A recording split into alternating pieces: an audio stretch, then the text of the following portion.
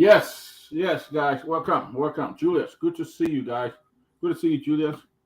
Uh, Thank uh, you. uh, uh, welcome. Julius, can you hear me? Yeah, loud and clear.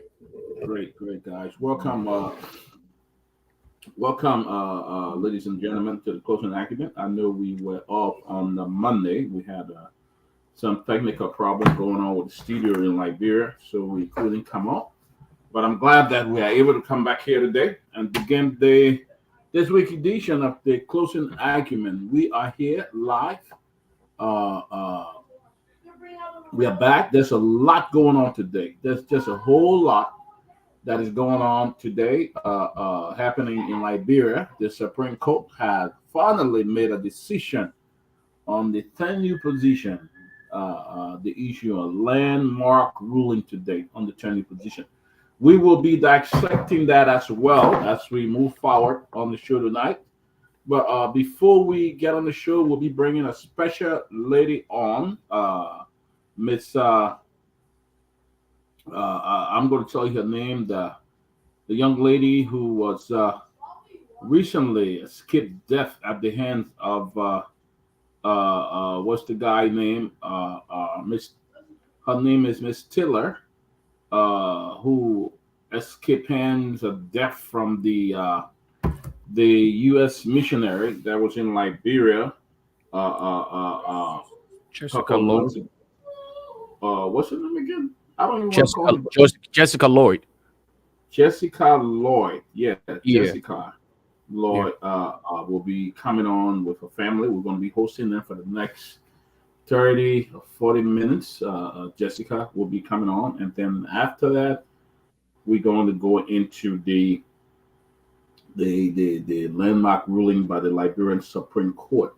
So we're going to be starting shortly. We're going to be talking to Jessica and about what happened. Uh, it's been very difficult. We saw a video of Jessica crying and all of that after the ruling. But we're going to talk about this man who was a missionary from the U.S., went to Liberia, was already married, and also had another wedding, and then attempted to kill his wife in Liberia. This was just so terrible, very terrible. But we once they come, we will bring them on. I see they're trying to get ready in the back. Jessica is Yes, getting her. they're in a bed. Yeah, they're getting their phone ready. Once they come, but Julius, you know about that case. Let's talk about it. Let's talk about it. Well, first of all, great to be back on here. Happy Wednesday, middle of the week. Yes, I follow that case. I did not to the legal part of it, unfortunately, because I don't know how much it was being discussed, especially the legal aspect of it. But I followed the incident when it first came up, and it was unfortunate to see that Liberian will have gone through such a thing, and then the most unfortunate part is the verdict. Um, but I don't want us to. I really don't want to jump to conclusion and show some level of sentiment, especially due to the fact that the victim is coming on here tonight. So hopefully we can do justice to the questioning and just be able to probe and to find out what really happened because all along I felt bad for this young woman, but I don't want people thinking that okay, maybe because of my prejudged mind, I'm trying to be sentimental and I'm siding with her. So there are two sides to every story, but to be honest with you, I mean it saddened me to know that a Caucasian could come to Liberia and exhibit such behavior and walk away with it, whether it is alleged or not. But I know had similar incident taking place in the United States. The verdict we heard will probably not be anywhere close to what it was or what it is today. So it's unfortunate, but it's great to be on here. Great to be a part of the conversation, and hopefully we can get the public the needed information they need to have about this entire case, and so that hopefully other people can learn from it. Yes. Hopefully, Judah, prior to, I used to work as an investigator a couple of years Mhm. with the New Jersey Department of Children, and I was one of the investigators there Mm. before I took up another position with the state. But one of the things that I always did, I mean, you don't, that you have to interview everybody, have to talk to everybody before you even come up with a conclusion. So we always Right. saw a case. There's two sides to every story. Whether I had the gut feeling that this person was wrong, I couldn't go in there and want to think that this person was wrong. But sometimes, we try to put ourselves into the situation and think that, yeah, this, so we don't know, but we follow the story. We I think we listened to Jessica some time ago, and it was really, really a painful thing to hear her talk, her story, and all of that. But we will be bringing her once they get set to come on. We'll bring Jessica. Jessica will be with us for the next 40 minutes.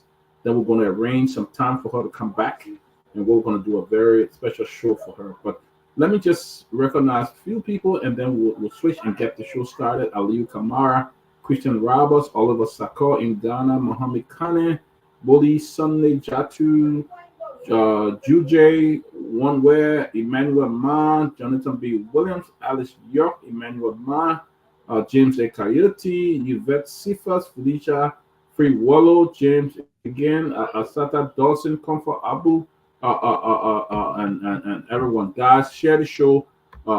Thank you.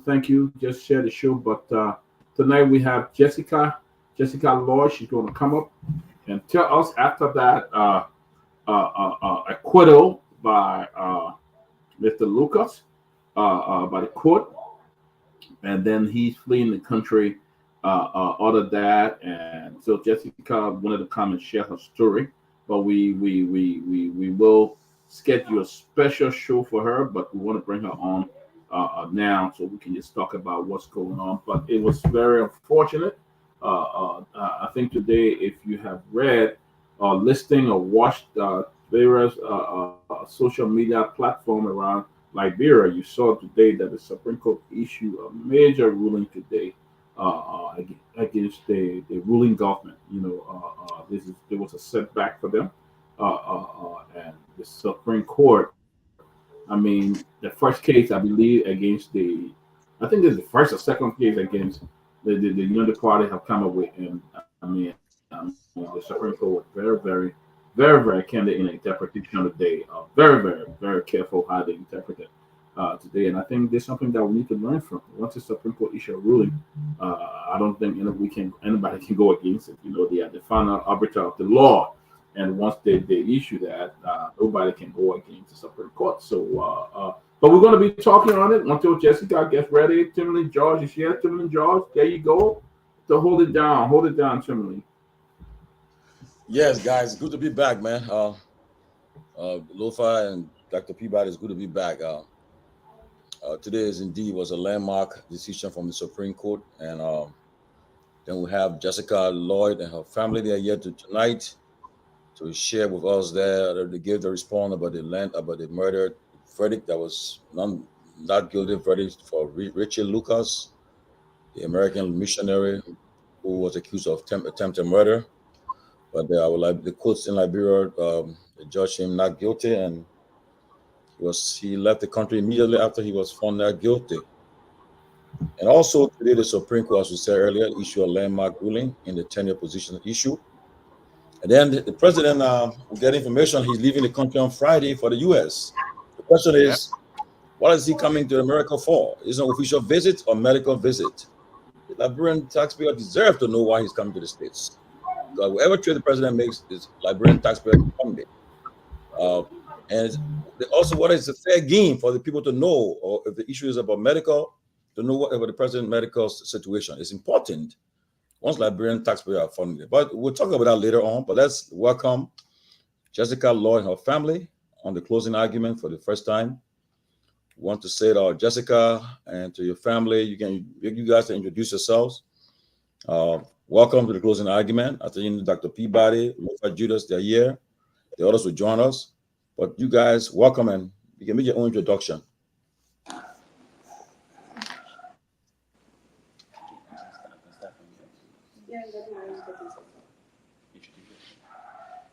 Hi everyone, to the panelists in studio. I want to say thank you to you all. I'm Cynthia Lloyd, the mother of Jessica Lloyd. And I'm Jessica Lloyd. So my name is Titus B. Pakala. I'm a Liberian human rights defender. Okay. Welcome again to the closing argument. And as we all know, this is in the news.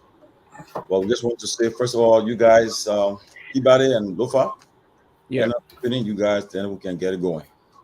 Well, Jessica, good to see you. Good to see you, your mom as well. Good to see you, Titus. I remember Titus when we helped a young man to come do a surgery in America. It was Titus who's actually broke that young man's story, and were able to bring Samka Sharif to the stage to do that surgery. He really introduced us to Samkai, and since then we have been in contact and still support Samkai in school and stuff like that in Liberia. But it's good to see all of you guys, and welcome to the Closing Acumen. Thank you. Well, Jessica, and to the mother, of course, Titus as well. We want to welcome you all to the Closing Argument. We first of all have to be grateful to God that Jessica, at least you still have your life to be with us here and tell your story. Hopefully, God' decision to keep you alive to help other young women and girls to hopefully learn from their story. And I just want to say to your mother as well. I saw you on one of the live podcasts. I guess you have shown some level of resilience. You're a very strong mother. Continue to remain strong for Jessica until justice is served. Regardless of the situation, we just want you to know that Liberians around the world, we will continue to keep you in our prayers, and we will do the best that we can to make sure that the voice is heard and that justice is served, justice for all. And Jessica deserves better than what she experienced from the the judiciary system in our country. So we just want to say great job thus far, and we'll continue to pray for you. Thank you. I appreciate you. So Mr. Peewee, you're muted. No, he's not muted. He's speaking Lamont, so we can hear him. But Luva, you've been a power. You've been a power. But let me say, on a more serious note, let me say, Georgie, thank you. I've been trying to reach you, but you kept yourself perpetual communicado. But we'll discuss that behind the scene. But again, I'm one person that been vehemently angry with myself. And the reason why I've been angry with myself is that we didn't have the opportunity to actually come out via the way we did things before to really protest against this. But let me remind the most powerful country on earth. The embassy, I didn't listen to the embassy come up with a special release on this process. The State Department report, the human rights report just came out, indicating a lot of human rights violations back home in Liberia. The State Department report, the past time, the we administration indicated all of the atrocity allegedly committed. They emphasized that, they amplified. Unfortunately, when Lucas got involved into this issue, one of our own daughters, one of our own sisters, one of our own cousins, within a year, the U.S. embassy near our capital, Monrovia, to come out with a statement. And I'm looking at it from that perspective. I think we need now to leverage. Now, the U.S. major foreign policy tools is to lambast other countries, sanction their government officials. How can we just suppose leverage some of those things as a small country in making them to understand our own plight? They didn't listen to this. We saw the evidence was very clear. But this girl was almost executed by that idiot. But nothing, basically, unfolded, the court came out in the way and manner the court did. It's troubling. And it's about time that we all leverage this opportunity to call on the U.S. Embassy time to time to come up with information that they will push on situations and move those situations very, very much robustly. It's unfortunate. I sympathize with her situation, but the only thing we can thank God for today, she's alive. But she should push. She can go beyond that. There should be some arbitration to get me sued here in America. The family can do that. They can push on GoFundMe process around and seek support because she got some medical problem. She shouldn't live with that. They will understand it. They can do some. This country is so sophisticated. Too many quickly, I will soon end. It's so sophisticated that they can perform some level of DNA testing to know if they got something called DNA genealogy, right? They will know if he touched the girl and what have you. She can get some relief from here. I want to believe that. If our court system did not deliver to her, unfortunately, she should use the system to get some level of relief. I think the family should not relax on this. The mother is on here, the brother is on here. They should all push collectively. And we, as a family, can support them, protect this girl so she can get some justice. Okay, so quickly, let's just go straight into the discussion with them. Maybe we'll start with the advocate. You guys can tell us, bring up the speed. Where are we now with this whole matter? I know the judge issued a ruling that he declared Mr. Lucas not guilty, and he has already left the country. So where are we right now? What next step you guys are going to take? So first of all, we are extremely disappointed in the system. The system has deprived Jessica's dignity and her right to access justice and inherent and fundamental human rights in Liberia. And so as activists and family, we've decided to take further legal action, and we've also decided to avoid having further conversation on the legal context, because we do not want to incriminate our opinion, neither incriminate the opinion of the victim. So we've also decided to have a mass protest mobilizing community action, youth activists, entrepreneurs, innovators from across Liberia to raise awareness on the failed system that failed our sister, that failed our mother, and failed too many Liberian girls who today do not have access to justice. And as part of our intervention, we already launched a GoFundMe account. Currently, it's at 970 out of 150,000. And so it is there. So the essence of that is to ensure that we raise necessary resources so that we can support Jessica's well-being, and so that she doesn't always, live with the trauma, but at least she can find solace among some of us who are here, always willing to support her and also support the family. So there are two things we're currently considering, that is mass sitting action and also raising awareness and having this GoFundMe, account active for people to contribute towards the well-being and health of Jessica Law. Okay, so let me just go quickly to the rest of the other guys. Let them ask the questions. Dr. Peabody and Lofa, then Sylvester Peewee. Go ahead, Dr. Peabody.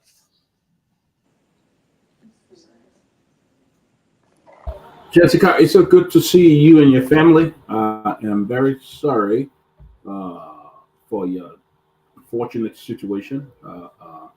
Let me say that I empathize with you on whatever you went through, and hope that you will get justice and get help soon. But let me ask you, Lucas, were you legally married to Lucas? Yes, we got married traditionally last year in May 2023. So, hello? And he didn't tell you that he was married. Hello? Oh, you don't want to, huh? Yeah, so we do not want to go in the nitty-gritty of the legal context of the Okay, you don't want to go there. Okay. So okay. we'll remain on the surface and to raise the necessary awareness for the family. and so that they could express their disappointment, but not to, Okay. basically enter into the legal contest. As Okay. I earlier indicated, I have understand, intention but to follow push the case in the United States and everywhere Luca Rachel may okay, exist. I agree with you. I won't go there, but I'm just trying to show how he was married and then lied to them and got married again. But I'm not going to get into that. I'm not going to get into that. Okay. But I want to ask Jessica. On the day of the ruling, there was a video that I saw you, and you were engaging him, Lucas, and you were telling him what he did to you. I just want you to bring me back to that moment. What was going through your mind then, Jessica? Okay, so after the judge gave the final ruling, and because I was paying keen attention in court, my twin brother he went off in court, and I was just there sitting like nothing was going on. Like my brother in the just fall on the ground because of what the judge was explaining, and then he knew that he wasn't going in my favor. He wasn't talking all of those things in my favor. So like he fell off, and then he was rushed outside. So with all that going on, I was just there sitting and then wanting to hear the final statement from the judge himself.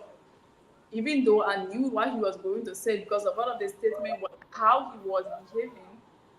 So after he gave the final ruling, and my family was like, "What did the judge say?" And I said, I just turned to them and said, "The judge said that Lucas Richard is not guilty."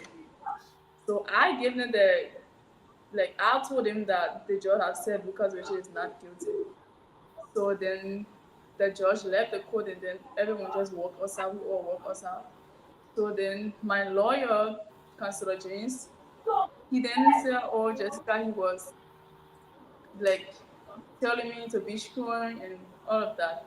So he said, "Jessica, let's go to my office." While going to the office, and then I saw Lucas Richard and his lawyer, like his lawyer guarding him. And that irritated me. Like, why would you be guarding someone who wicked, like who just did something, and then you know that what is right, you know the truth, and then you still guarding him? So then I just like, okay, I need to say who was this man so that he could be reminded of what he did, so that my words were leaving his ear, even though he might be free forcefully because that wasn't the right statement or that wasn't the right ruling the judge gave. So I needed to say something to him that he will live with for the rest of his life. So like I feel like I needed to say something that he will remember that day, remember what he had done wasn't right at all. So then I went to him, and then I just knocked him on his hand, and then he saw me, his lawyer, all of them, and I just started saying what I said in that. I don't know where the courage came from because like when we go to court, I don't usually talk to him. He's the one speaking to me all the time, and I don't even answer him. Yeah, so I feel Okay, like my last question, Jessica. Uh, for you and your Titus, since the incident, have you gone to hospital? Have you taken treatment? How do you feel now? And to Titus, when do you guys plan to have the protest? That's all. I'll tell you. Okay, so we plan to have. I think you're gonna respond to the medical side as to whether she's been to hospital, but I'm sure, and I've been with them. So we plan the protest for April 30, 2024, and we're gonna be assembling at YMCA up Crown Hill. That's where young people will be gathering to march and demand justice and express our discontentment about the Liberia's justice system, the criminal justice system, about how it has disappointed us and the people of Liberia. so concerning my health, like the first time the incident occurred, and then we went at the JFK hospital where I was treated for the hit on my head and on my throat, which of course doctor reports stated that I had blood splash on the brain. And since the incident, I've been feeling a lot of headaches. Every day I will have to take pain medication for the pain. And I don't use earpiece like before. I don't listen to loud sounds. And I don't use pillow like I switch sides at night continuously, and I would just have to wake up and then relax for a bit so that the hair can cool down, and then I would go back to sleep. And I can lay down, scrape the back of my hair, and it will start to pain.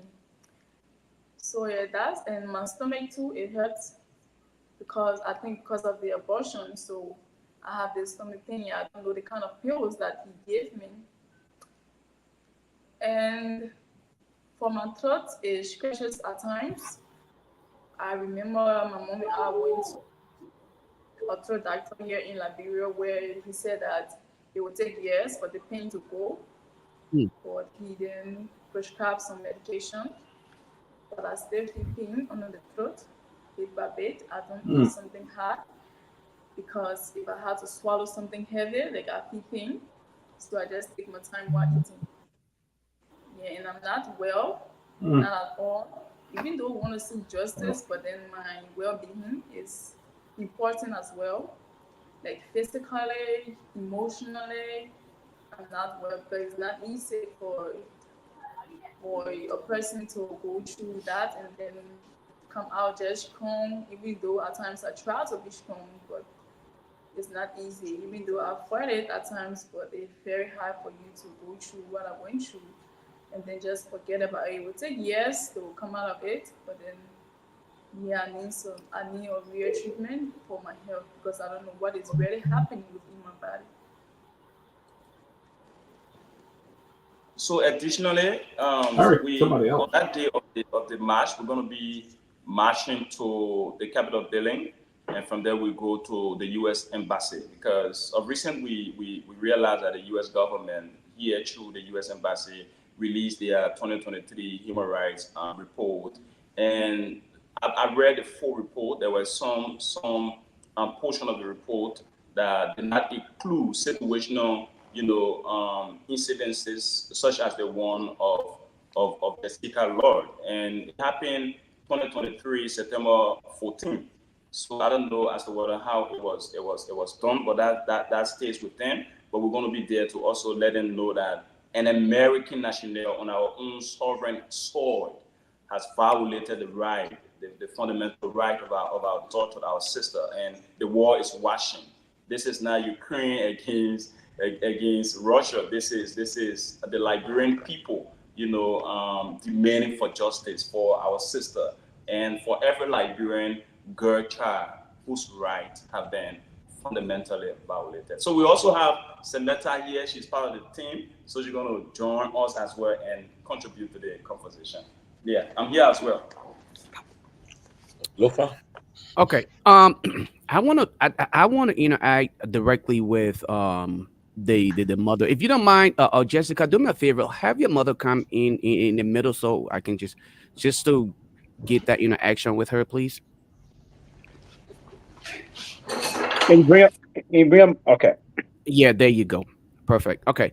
So, like I said initially, I must commend you for your courage to continuously support your daughter.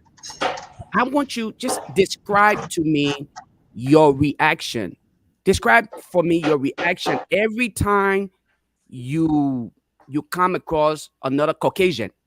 What goes in your mind first when you see another Caucasian? If you were driving down the street and you came across another Caucasian man walking next to another Liberian, okay, what goes through your mind? What is your reaction?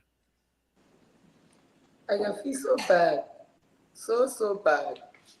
Sometimes I sit down and say, I will not Jessica will ever get married because I I can't really trust anybody in my whole entire life anymore. I feel so bad. And finally, here, because a lot of us on here, I want to give other people the opportunity to ask you, do you have any regrets as of now? Do you have any regrets at all? Because it is alleged that they were married, and that would require your consent to have them to be married, which of course made him No, your. Lofa, they said they don't want to drive into that because the court No, proceeding. I'm not asking. What Yeah. I'm asking, as to whether there is any regrets Oh, to okay. the decision that was made to have had him marry the daughter. That's just what I want to. Do you have any regrets? Because Yes, here's the thing about this, Pee. In No, I got you. Liberia, I got you, brother. right? In Liberia, we tend to lift Caucasians or other national more than our own people. So I just want our young sisters and to hopefully learn from this. I just want to know: do you have any regrets? yes. What is that? What would that regret be? I regret a whole lot. While Jessica, my daughter, have to follow Lucas' regime. Sometimes it happens in life, but just that we fall ourselves in the wrong hands. That all. Thank you. Pee Wee, Yes. I would take it from the angle for me. excuse me. Let me welcome Chairman Ben Sanvee, Keff Hassan, Grace Goa, and Attorney Isaac Jackson. Well, so they're all panelists, so I welcome them. Go ahead, Pee Wee. Yes, thank you. I would take it from the account from the side of it's very difficult here, right? From the initial stage, we stated all of these things, but again, I want to see it from wherein the family will have to now focus on because she just narrated a lot of situation about her own personal hurt now, and I would want them to begin the process about focusing on that more or less and ensuring that they can get some redress from that perspective because she's saying from that she sometimes you feel some expansion from the esophagus. If the esophagus is giving some problem medically, I'm from a medical family, right? As my sister think this, we have some conversation about that. It's serious that you will have to see a doctor, a specialist, to advise to check her and to give some issue to that. Another thing I want to focus on here is that from this perspective, this is a human interest story. I was in Liberia at the time during the political period when this situation unfolded and we took some key attention to it.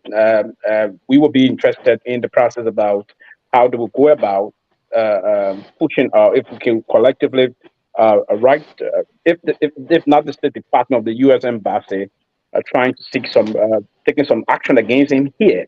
Right, that would be very important. We can do it as people and a group of people coming together to do this to seek some redress on her behalf. But more or less, I'm interested in seeking the fact that she's going to get some very serious medical attention. Other than that, there should be some long-term problem. So she will have to do those things because there's difficulty in eating, swallowing, and the rest of that. And the esophagus is very important towards our process about our digestive system and the rest of it. So that's one. And another thing quickly, we would be all looking if that the Widow Mike to contribute towards the GoFundMe as a if not we can project it as a platform here to see how we can help our dear sister move from this and come graduates from this process. But it's quite frankly unfortunate. It's troubling, and I'm one person that's deeply troubled ever since I heard this development. When she first narrated this on with Kwame weeks at a time, it was troubling. It was very, very, there's it's just not something that one can explain here. But I think that's illegal to stay in our country. But I don't know if the way the situation will unfold at the time, and we will have to just accept. Sometimes we disagree, and that's it. We disagree with the ruling, but again, we just have to accept it and move it. But we can take some other legal process outside of Liberia, hopefully, and seek some very tangible redress for her and mobilize some resources that will go to help her. I don't want to go into the process of, but if they were this, they were that, we are all humans. And then, but what I would do now at the time, and on behalf of what we did before, but we can see where best we can do some timely intervention. But I deeply sympathize with her situation, and I wish her all of the time and speedy recovery. I know the sentiment, I know the emotion will be there, but you have to work to start to work on it gradually. And the mother herself, I listened to her just now, we all got mothers, right? That we do all those things that we do. I mean, it's quite unfortunate. Quite unfortunate. Yeah, Yeah. Chairman Sanvee. Thank you, and thank you, Tomalin. It's good to see you. Thanks to everybody. Let me first of all say uh, to Jessica and her mom that I'm deeply sorry for what has happened to you. No woman, no child, no girl child, nobody should ever go through what you've gone through. I understand that Mr. Lucas have left the country. I agree. I think there's something that needs to be done. But let me exceptionally want to thank Samantha. You know, Sammy is now. I mean, I'm looking at her. I can't even believe that's that's Samantha. I'm looking at. I'm so proud of her and what she has done, and the courage for you to do this, Sammy. I want to thank you for doing this. This is a testament to how you were raised, and I think the message has to go across. This issue of domestic violence is something that is very serious in Liberia. You know, we take it for joke. People think that this is a joke, but like Jessica could have lost her life. I specifically want to say, and not necessarily even a question, but just to say to you guys to stay the course. And there are different ways and things that probably we can look at to explore to see how justice can be served. Because I do believe this is a miscarriage of justice. I personally believe so. I think something needs to happen. I know America is a land of law. No, whether you're an American or whether you are British, you don't go into another country and do something and think you can get away with it. This is not sentimental. I think at the end of the day, I just want to thank you guys for your courage, because this is not an easy thing. This is something that, Jessica, you're going to live with for the rest of your life. That scar is probably on you. So I just want to thank the both of you. The only thing I would say though is thank you and good. We will definitely be contributing to that, and we'll be spreading that also. But my question to you, to the mother is, are you guys, has Jessica sought any professional help, any counseling, anybody? I don't know if you answered that question before I came on because I wasn't listening. Has there been any counseling sought? Is there any, is that kind of resource even in Liberia? Are there counselors, anybody that she has reached out to? Because this is something that is very, very, very, very serious. So I just want to know, have there been anything done in that direction? Nothing like Europe or a title or lady in America. She been calling and talking to Jessica, counseling Jessica the future. Okay.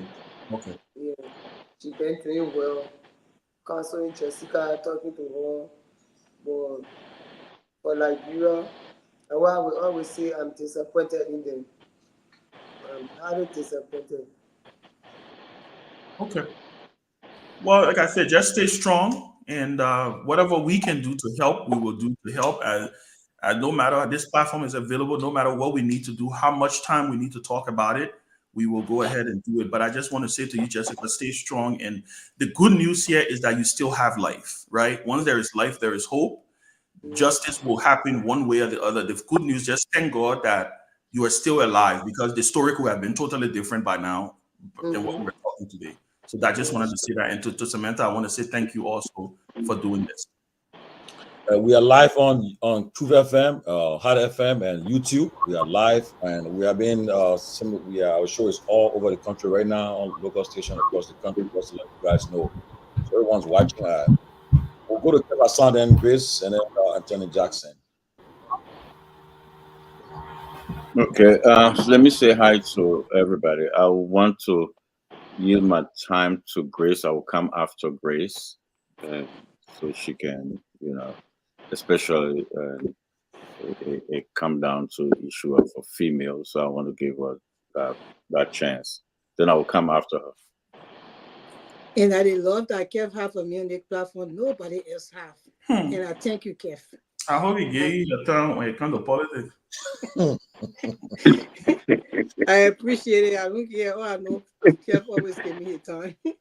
Well, I would like to say hi to everyone, and I would like to say hi to Jessica and her family, and welcome to the closing argument. And we are happy to have you guys here.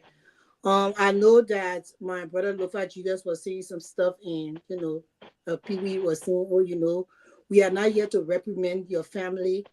And Lofa was saying the right thing, because as what happened to you, we also have to educate the Liberian people as well on these things, that since it happened to Jessica, it shouldn't happen to another Liberian girl. Most of the time, as missionaries, most of them go to Liberia, from their hearts, especially the missionaries that went to Liberia in the 70s when we were born. These days, missionaries, they go to Liberia and they are not well vested, or they are not well or checked, a background check on them, and they just enter the country. And because we are kind people, we are Liberians, we are very kind set of people. We accept them in our country, and we, welcome them and everything. But most of them don't go there because of, the goodness of their hearts. Some of them run away from here because they can't make it in the system. As you see, locals, as I look at him, he doesn't even look like somebody that would be in America to do what he's supposed to do as an American citizen. So maybe that's why he went to Liberia and did what he did. And I hope that the international community is listening so they can hear what we have to say. We are very sorry for what happened to Jessica. And it was unfortunate that she was put in harm's way the way she was put in harm's way. And the reason is that because most of us in Liberia, or as Liberians that live in Liberia, we do not understand sometimes. So I cannot blame Jessica's mother, but I just want you people to learn from this, that these people, when they come to our country, you have to be very careful how you bring your children around them, because most of them don't have good intent. Now, with this Lucas Riches, he has a lot of other information going on that we are already looking into. And my confusion with your team is that, who are you working with? So even if we come on closing argument now and we raise money and get a whole bunch of money for you, how are you working? The people you're working with, we need to know them, because we see that you're working with a lot of people, so we don't even know where or who to donate to. So all those things you have to have it into play for people to be able to give for you to fight this case, because this case, I hope that Liberians were getting together more before this case went to court, so we couldn't have ended with the verdict that we have, because the verdict that was supposed to be on Lucas Richards, not only for him trying to murder Jessica, but for him also murdering the child that was within her stomach, that was a child in her stomach. And when I followed the case, she said she was putting a medication. So right there is attempted murder on her own child. Then before, attempted murder on Jessica's wife, and also the domestic violence and the abuse that he did. So there was a lot of verdicts that was supposed to render on this man, and he just walked scot-free. So my advice to you is that you have to get the right people, the right lawyers, the right people that will push this matter. And then if I show you have a GoFundMe going on now, so people can know exactly to donate to that GoFundMe instead of sending money separately, so they can have enough money to be able to fight this matter. And if you need any help, I heard you talk about counseling. There's a woman that's counseling, but we don't know whether she's a professional counselor, because it's one thing Marcella can counsel, but you have to be you have to have that education to be able to counsel Jessica in a way that she will get over gradually what had happened to her. Although it will never go away, but it will help her cope with her daily life until the day she go home. So we need a professional counselor to be able to do that with her. We are so very sorry for what happened. We hope the Liberian mothers and fathers learn from this. Before you let your child be introduced to these people, you have to find out who they really are. Because most of them go to Liberia with not good intent. They feel that Liberia society, they can get away with stuff, and our justice system is not going to give us justice. So this is why they go there and do anything they want to do. What he did to Jessica, he might probably never do it here in America, because he knows that he will be going to prison for a long, long time. Thank you very much. Thank you. Okay, let me come. My question before I ask my question. Let me ask you, Jessica, how are you doing today? Well, I haven't been well since the incident because, like I stated earlier, all of the pains, the neck, and then my head, my stomach continue to hurt. But I think God I'm alive.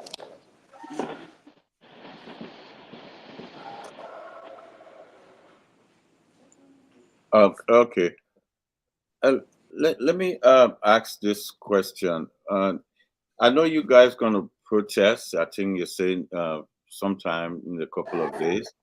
Are you guys have asked through your foreign ministry to see if you can ask to have a meeting with the folks in the American embassy to see if you can talk to authority one-on-one and see, and because sometimes you protest sending the petition and that's it, but to have a one-on-one through the foreign ministry. No. Okay, but I think you should try that. Go to the foreign ministry and see if your own government deny you. There is another thing. So I think you should try that in order to talk to them, because that's the Lucas is an American citizen. So I think you should try that. That's another way to seek attention. So it's one way. But all I can say, and you guys just go through your protest and see, and also go to your lawmakers and see how you can push in your case, because if this in America, it will be a different thing. And I also. What the gentleman said, it's not in the human rights report. Everything they put in there, it says a lot about how they see us. So, and I will urge you to go to your foreign ministry also and see how you can talk to the minister,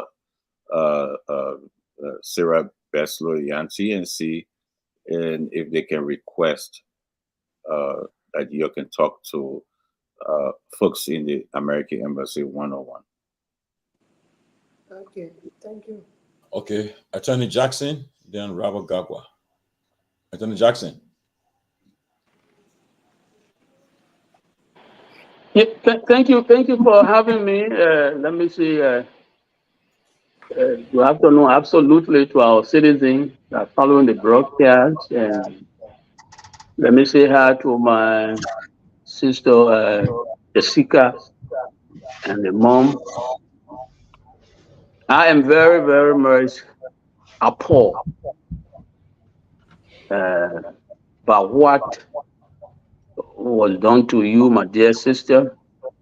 I think it's regrettable that Liberia has sunk this low under the leadership of Bouaka. You know, there is a saying that you can share the labor of the great, but you can't share the spoil. Right now, Bouaka is president for Liberia.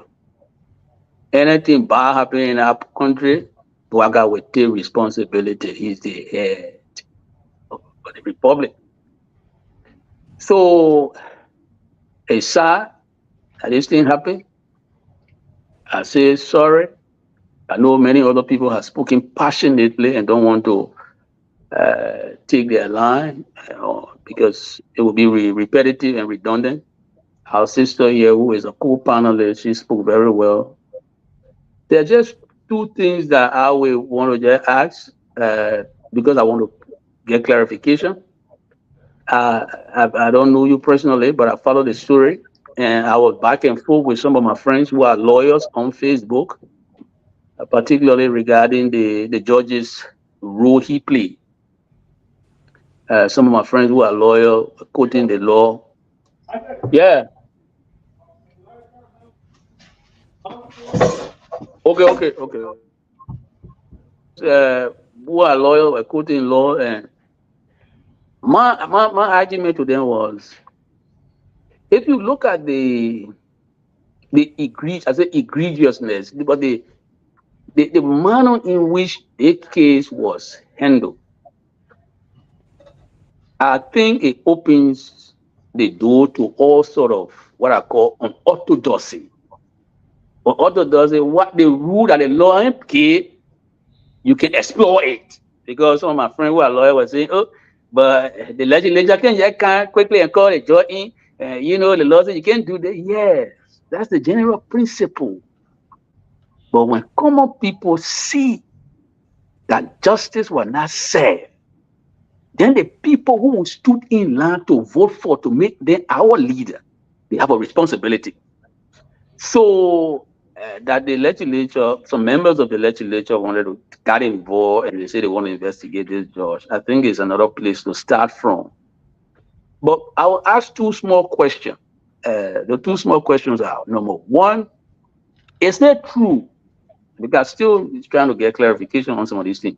Is it true that this judge, because I know the judge when I was in Liberia, I practiced briefly before I left for London. Is it true that this judge, did he go to you people with 10,000 to negotiate on behalf of this accused fellow who now left the country? Is that information true? Did the judge go there to talk with you, say, oh, you're holding 10,000, we saw it, and the man said, I can't talk with you, so.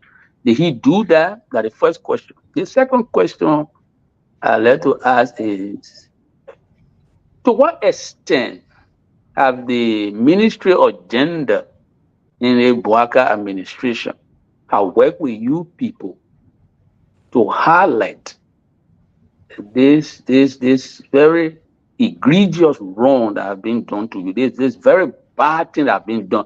And it says here, Ocha, seeing you, see the thing around your neck, seeing what you're going through, listening to you, we get sympathy, we being sorry for how are you.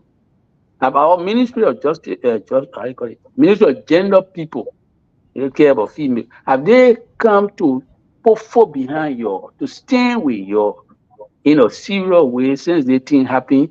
And maybe the third one, which is just being passing, is the mother of the country now, I think Katuma, that her name, Boaka where they call Auntie Katuma. Has she called you all to say anything to express sorry for her? Because a woman, that thing happened to a real woman, you will feel sorry for her. So that is small three questions I got. Auntie Katuma, you woman. They try to call one female through, they just do the case some kind of way. That man ain't getting bad for the woman here. And you, Katuma, you woman too. Have Katuma called you to say sorry or to express sympathy, something like that? So a small three questions I got. You can answer it. I'll be happy. Thank you very much. But I in sympathy with you guys, and I'm with you people. You know, if you really look on how our country is being treated badly, no, Boaka. Now is the time for all of us to come together to stand up for Liberia and Liberian people because the country is being treated so badly. But I just asked those three questions. If you got answer, I would like it. Thank you very much. All right. So with regards to a few of the questions, I'm Titus Pakala with the family. At no time has the Minister of Gender, Children and Social Protection has reached out to us. Neither has the Ministry of Gender presented a statement condemning the action of Lucas and Jessica Law at no time. What we can only retrospect about is that in 2023, we met the former Minister of Gender, Children and Social Protection, and she was able to empathize, with the survivor, and that was, it was obviously a transitional period, and at the end of the day, her time elapsed. And so, aside from that, the current Minister of Gender has not been able to reach out to us, neither has they made an official statement. So the next one is that we've seen recordings on social media. We cannot provide the source of that because we do not know the source of that. We've seen recordings, and as part of that, we think it is very siding for the defendant's lawyer to have participated in that recording. We hear too many people's voices. So we're also calling for an investigative inquiry by the Supreme Court of Liberia and that of the joint horses of the Liberian Parliament so that investigation can be carried out. So I think the next question, she can respond to that. What about the First Lady reaching out? Has Auntie Katuma gotten in touch with you people to express any remorse, to say sorry or something, express regret, something like that? Because this is it's a Liberian thing, but it's a female, direct female kind of thing. Has she got in contact with you people? Besides, she's the mother of the country, so she's supposed to get Not yet. Not yet. No. Oh my God, it's so sorrowful because she's really the Yeah, first man. person to call you. She's going to be the first person to call you. You know what I mean? But All right, again, Wow. hello. we're very sorry. We're very, very sorry. I am sorry about what happened. In my own weak ways, I will do my best to give my voice to this case and to many other cases that will be coming up because I know Omen Bwaka is really, really sleeping on the steering wheel. He's sleeping. This is a driver who is sleeping on the steering wheel in Liberia going downhill. So I'm sorry, that you people have to come. If there's contribution, I will send my part of contribution, but All right, you're hello. normal. You're normal. Yes, hello, everyone. Yeah, yeah. Go ahead. We'll listen. Go ahead. Yeah, the context of this situation is a social problem. It interrogates our system and undermines fundamental human rights. So at a certain point of our intervention, we have avoided politicizing the And context I agree with you. I agree with you. we can buy in the support of Of everybody, everybody. regardless of Yeah, their political, social, economic affiliation. We I are agree open with up. you. Yeah. And we Okay. also have to So remember that And I this think issue is a But systemic issue more than a political issue. I don't think this is a government-based issue because our justice system is known to oppress individuals, especially marginalized groups in this country. So I think it's important that we don't politicize the situation, but rather we empathize with the victim and we help them with a better ways to move forward. Let me just say this Tomalin, point. I'm not for politicizing I any don't think issue. from a politicizing. The point I'm trying to make is the national leaders of the country cannot engage in empathy bypass. Because for you to be leader, you must have compassion. You must love people. If your citizen is being abused and violated, like their girl is being abused and violated, you can't be quiet. Your We agree. humanity, the common decency, you come or place a telephone call. If the first lady were to call you, how is it politicized? The first lady is a female. They call you and say, "Oh, I heard your case, though, Jessica. The thing that happened to you is so shameful, it's so embarrassing. Hey, man, I'm praying with you." Just something of humanity. So it's not about politicizing. I'm just saying to you, people who are national leader should be empathetic. You must have empathy for people. You must get feeling, human being feeling. You can't be national leader, you get human being feeling. Then why you got into politics for? When you Okay, go let into Tomalin, can I politics, you come go in? there to stand with poor people. When poor people has been abused and violated like our dear sister, then national leaders should stand up and say, "Oh, they think bad." This is the point I'm coming from. This is where I'm coming from. And you see, I'm speaking my Liberian patient because I want everybody to understand. You gotta get human being halfway, you get in politics. We're not politicizing the case. okay, let me When my progress. friend, who Okay. my friend who is a Let me lawyer, who say, progress. "Oh, they can't just investigate judges," I told him, brother, it's not about Okay. investigating judges. Their case here open doors to what unorthodoxy, to all kind of meeting. Anything that happen, a female being violated like this, if the judge got nothing to hide, he got nothing to fear. Let investigate him. This is my position as a lawyer. Let yeah. Okay. investigate the That could judge. be fair on the Case platform. closed. Let's focus on how Yes. we will move the This process program, of support and the Yeah, rest of so it in so I detail. am Not I just am the with the politicizing sister. it. I am guys, with the sister. Yeah. I'm with the sister. She needs strong voices behind her. I will put my voice behind her. I'm not politicizing anything. I'm praying with her. My 1 cent kappa, I will contribute it, but we got to talk. We got to make the proper noise, all the noises, okay, for attention okay. to be drawn to the case. Even the So local man who came to America, Oh, we got to call on the American government to do the right thing. okay, so let me progress because these people they got to go home. They came from far place where they are, so they got to go home. So we can't keep it right now. It's late in Liberia, so let me make progress with them. So let Robert come in and then Calabo and we can but you put the people their GoFund thing on it so the people can contribute to Exactly. We should focus more or less that. on some So of those things. guys, let me just speed Yeah. up because people got to go home. Uh, Robert is in Liberia, is in the studio. So Robert, go ahead. Thank you. Am Oh, I audible? Raul, you on the ground? Yes, I am. On the ground, brother. Thank you. Thank you. Look, let me say this.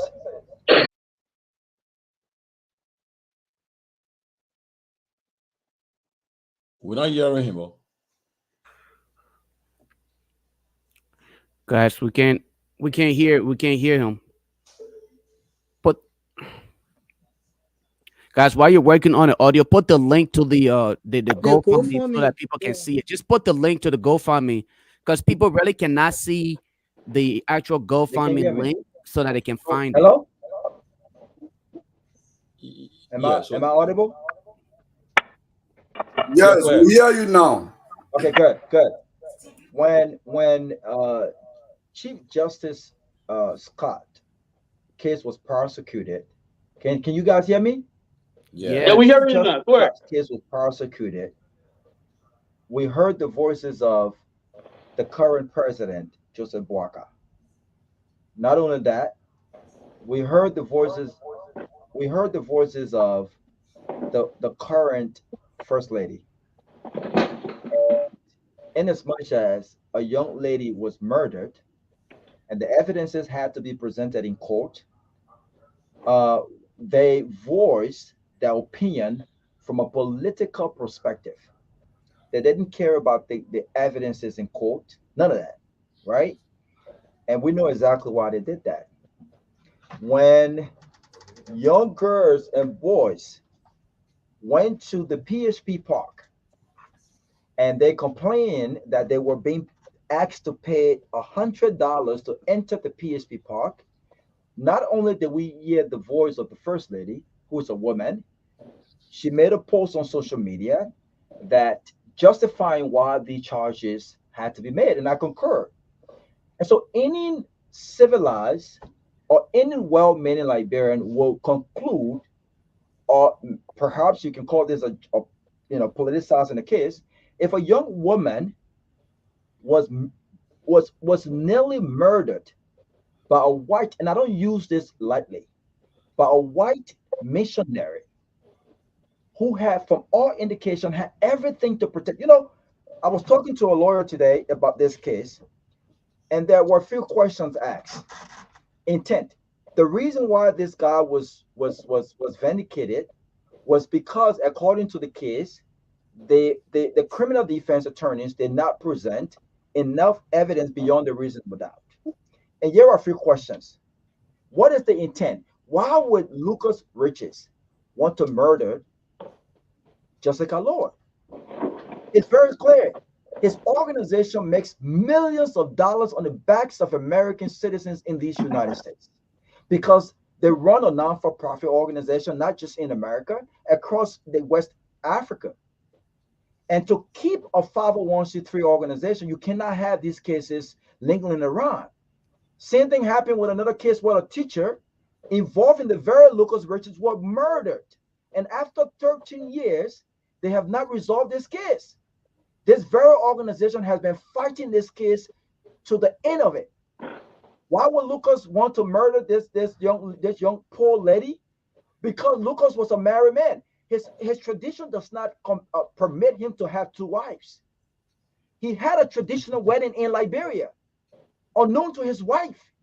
He didn't get married to a white or a black chick from some Liberia, Ghana, or anywhere else. He's married to a white woman. These traditions does not permit him to marry to a white or to have two wives. Why would he want to come to Liberia and get married to a second wife? And when he knew she was pregnant, he would have done everything possible to hide this and to protect the organization and to protect himself. It's unfortunate that we do not have a legal system from a prosecutorial perspective that have a thorough investigation and really ask the tough questions. But when Isaac Jackson questioned why the first lady, who is a woman, have not made a courtesy phone call to this young woman to say, I share your pain. I understand what you are going through. Though the justice ministry or the justice or the legal system have given a verdict on this case, I understand. I sympathize with you. It raises a lot of questions. They should be seeking the interests of young women in this country. The only reason why Jessica Lord is where she's at right now is because she has no money. It's because she's a nobody. It's because she's poor. This is the reality in this country. The reality in this country is when you have nothing, you are nobody, and you are poor. Imagine if a Liberian would have done this this person would have been lingering somewhere in jail in South Beach. Look at what happened with More Than Me. They convicted the boyfriend of a white woman who stood at the United Nations collecting millions of dollars while she was traveling the world, moving around. What became of that case? And so I disagree completely. We are not, this should not be politicized. We empathize with Jessica Lloyd, but the fact of the matter is, as a country, as a people, what are we doing to protect each other? This young woman have gone through what she's gone through in this country that no Liberian citizen should ever go through. The fact that Richard Lucas had to make a determination on, should I get a bench trial or should I get a jury's trial, is indicative to the reality on this ground. And so I have nothing to say. I'm not going to go further because I don't want to say something that I will regret. I'm in Liberia. There's a high security issue in this country. But it's very clear that they were paid to play involved here. These guys paid to get away with what they got away with. And they're questioning the statement that she made. What about the statement that Lucas Richards made? They asked him a very question. It's public. What happened? Oh, the girl said we should go to the shopping. She wanted egg. She wanted milk. She wanted that. What the heck does that have to do with the fact that she was in your car? Did they ask for any recordings at the supermarket that they went to? Was she with him within the period that this situation happened? How did she get out of his car? Liberians will continue to live in this country under punishment until we Liberians get our acts together. And if anyone we must hold accountable, we must hold our elected officials accountable. Not a single one, not a single person in elected office. The fact of the matter is the people who are elected today have the biggest weight in this country. They are the decision makers in this country. And the fact that not a single one of them have reached out, not a single one of them have identified with this girl should tell you where we are in this country today. Foreigners, white men, Indians, the Lebanese, and I have nothing against them, they have more power in this country. And our own people are pushing this narrative. So Jessica Lord, I will be at the protest on April 30th. I will push my flight back. I will be at that protest on April 30th before I head back to Ghana. We must learn how to identify with each other, especially when we are on the right side. Jessica Lloyd did not ask Lucas Richards to marry her. She did not ask him to have a second wife. Her mother did not ask him to make the decision he made, even though he was legally married in America, to come here and have a second wife. She was a student. And the fact that we are making can you imagine that people were blaming her mother as to why her mother allowed her to get married to a man that was already married? Why don't you blame the grown-ass man who decided to marry another person in Africa, knowing the fact that he was married, and he comes from a tradition that does not allow him to have a second wife? And so if you argue any case in court, I'm not a lawyer, but the intent as to why he attempted to murder this girl is very clear. And in any other country, he would have rotted in jail. But unfortunately, we find ourselves in Liberia. Liberia, look, we have a long way to go in this country. We have a long way to go. And every time you travel to Liberia, you have a clear reality and a better understanding of how far behind we are. So Jessica Lord, please, I will meet with you. I will be at the protest on April 30th. And you have our support. But I want to say this to you, unfortunately. I hate to be the bearer of bad news. Your government, your representatives, they do not have your interests at heart. Your justice system does not have your interests at heart. There is no reason why you are a Liberian citizen as long money is involved. And it's sad, it's unfortunate. This would never happen in any other country but Liberia. And I will stop here. Wow. Hello, everyone. Okay, guys. Hello. Yeah, go ahead. Yeah. Go ahead. As you may be aware, as an activist, first of all, my work is at RIGS in Liberia. There is no protection mechanism in Liberia for human rights defender, and so we have to leave. Additionally, the GoFundMe form page has already been shared, and Samantha will do the closing for us so that we can be able to leave and save ourselves. Yeah. So Samantha. And before we will continue this conversation. I think there's a need for us to continue this conversation. So go ahead, Samantha. I agree. So first, I want to say We'll thank see. you. We'll see. Samantha, so good to see you. Oh, hello. Thank Go you. ahead, man. Go ahead. We want to say thank you, first of all, for giving us this opportunity and platform to shed light on the situation.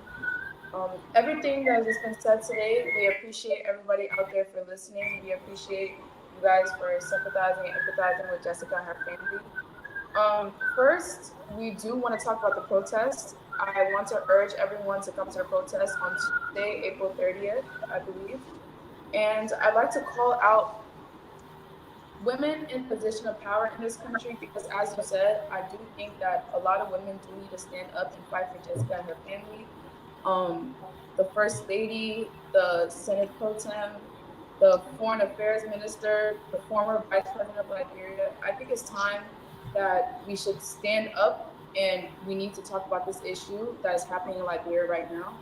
And we have to understand that an injustice to one person is injustice to all. And Jessica could be one of y'all's child. It could be me. It could be you. It could be anybody out there. So it's important that we fight for her rights. It's important that we stand up as a nation and fight for her at this time, especially to bring the youth into this. To liberate this country is going to take a lot. We have to address a lot of socioeconomic issues. We have to address a lot of systemic issues that goes on in this country. But it'll be one step at a time. So right now we want to focus on Jessica, the GoFundMe, and so we can get her medical assistance so she can go to America. I also want to tell you guys about our banner. The group that we work under is Jessica Advocacy Group. It's a lot of Liberians in the country and out of the country that's working alongside us who started this, and we want to appreciate him and those people. People like Dr. Stella Brown, Dr. Peter Brown, Dr. Stella Jeffries, Miss Peter Brown. All those people are coming together to support a cause and to help Jessica. So we just want to say thank you for giving us this platform tonight, and we hope that everyone donates to this GoFundMe, and we hope to see y'all on April 30th at the protest. Thank you.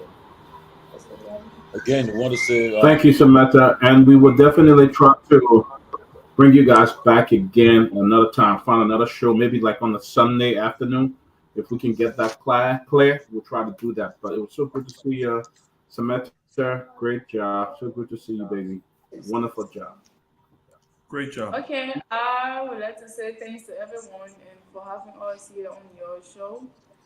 And I want to say that it would be a great help to me and my family that I will really go out and see what is really happening with me.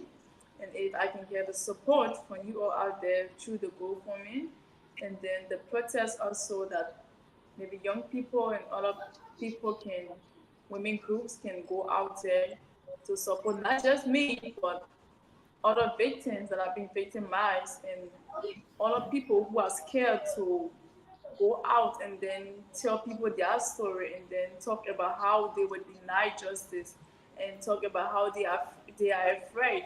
Some people might be victimized and then keep it within themselves, don't want to explain it out, don't want to put it out because they feel like they might get injustice like I did.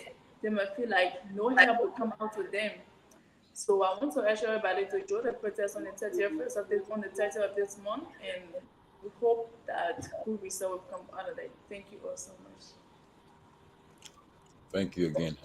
Wish you guys the best, and let us continue to stay in touch. And we look forward to having you guys back. Thank you. Okay. Thank you so much. Okay, well, guys, that's Thank you so much. the Be first strong, Jessica. we want to we pray that they will get the proper recourse of what's happening in Jessica's lives. We all have a charged and responsibility to be heard. Before I continue the show, let me just say this: the executive mansion wants to clarify with me because I know I posted that the president will be leaving on Friday but the executive mansion is telling me that it's not Friday, sometime next month on an official visit. The public will be informed in due course. I just want to clarify that. So again, I earlier said that the president will be leaving on Friday, but the executive management informed me that it will not be on Friday. It will be going next month on an official visit. They will inform the official public. visit where? To the USA. To the US. Oh, yeah. okay. The public will be informed in due course. But after that, let us go straight to our. I would like to see. Can I see visit to Ghana again? Okay. Anyway, let's make progress, guys. You all know we had a landmark case today in the Supreme Court. Ben said we should continue to talk on the Jessica case. No. I was saying we should talk about it another time. I was saying a new show. Oh, okay. It will be a continuing process there. Yeah. About Batman. Yes. I'm on a show, maybe on a Sunday afternoon. We'll find one Sunday to actually bring them back on, just do the fundraiser that time. Quickly. Then you eat your pepper and glasses. No, this is my eye. I think I need glasses. Yeah. Okay.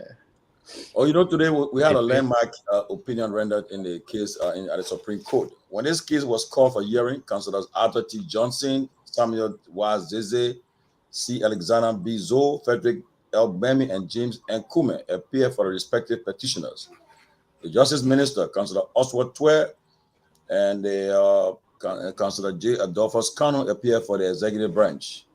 Now, this morning, the Supreme Court said in their opinion, having carefully examined the facts contained in the records, listen to the arguments on both sides, and consider the laws relevant thereto, it is hereby adjudged that the Supreme Court has held that Article 89 of the Constitution of 1986, which gave the legislature the authority to create autonomous agencies, does not contravene Article 56 of the Constitution.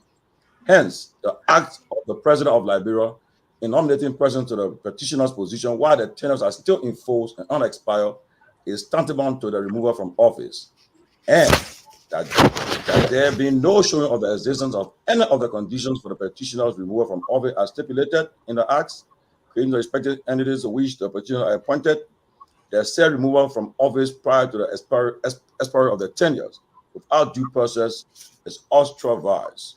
Wherefore, in view of the foregoing, the alternative rate of prohibition issued by the justice in chamber is hereby affirmed, and the peremptory rate prayed for is granted.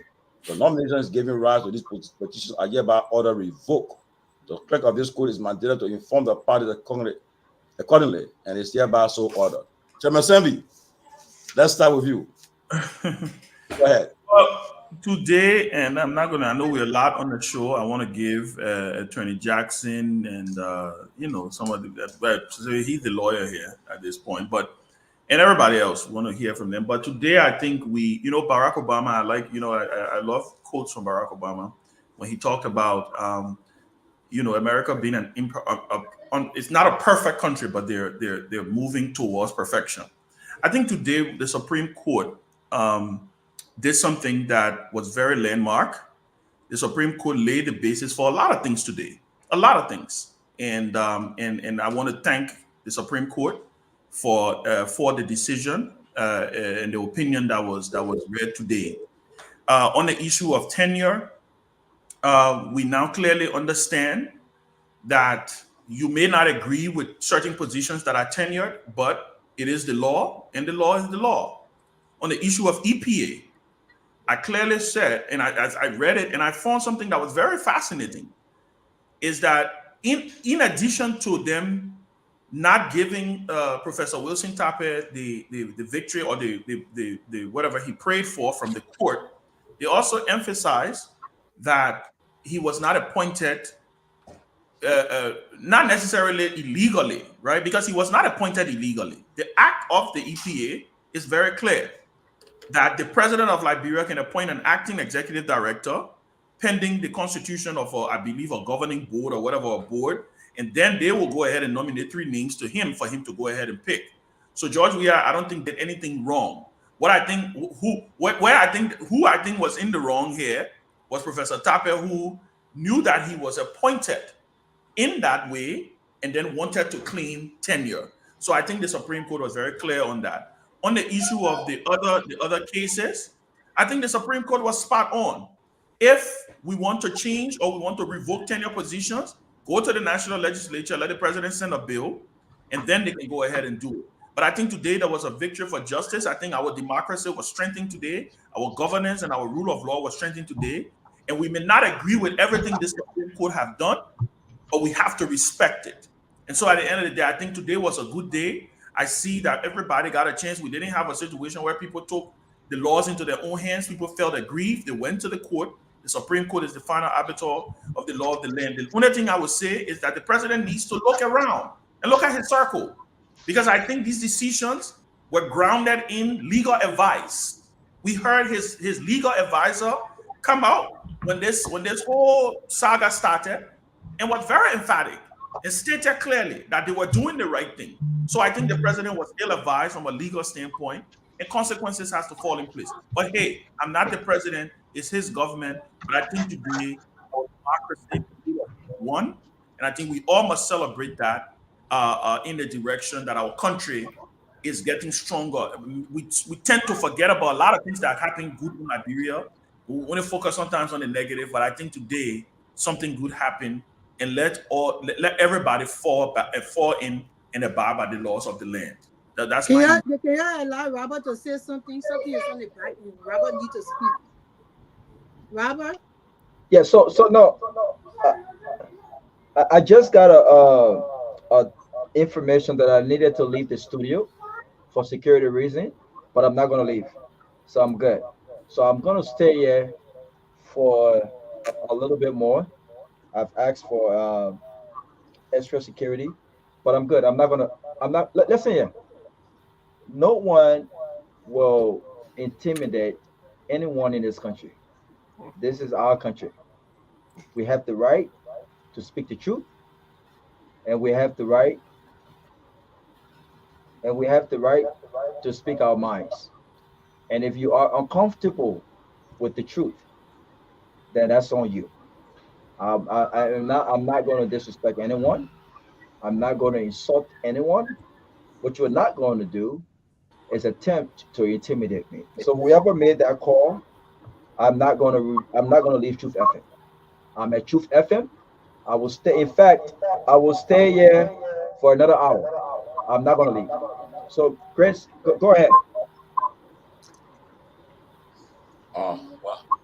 Well, the man has the right everybody has the right to their freedom of speech, and Robert has the right to his freedom of speech, whether he's in America or in Liberia. So if anything happened to Robert Gagwa in Liberia, there will be coming after the Liberian one. We just wanted you to know that. So he will set them free for the next 1 or 2 hours and decide to leave when he wants to leave. That's just the right thing. We're not going to be bullied. Maybe not just and subjected to not speak our truth. Robert spoke a truth, that's his rights, and he has the rights to do that. Thank you. Absolutely, Sis Grace, you're right about that. I mean, are you going to be okay? The medicines are deployed.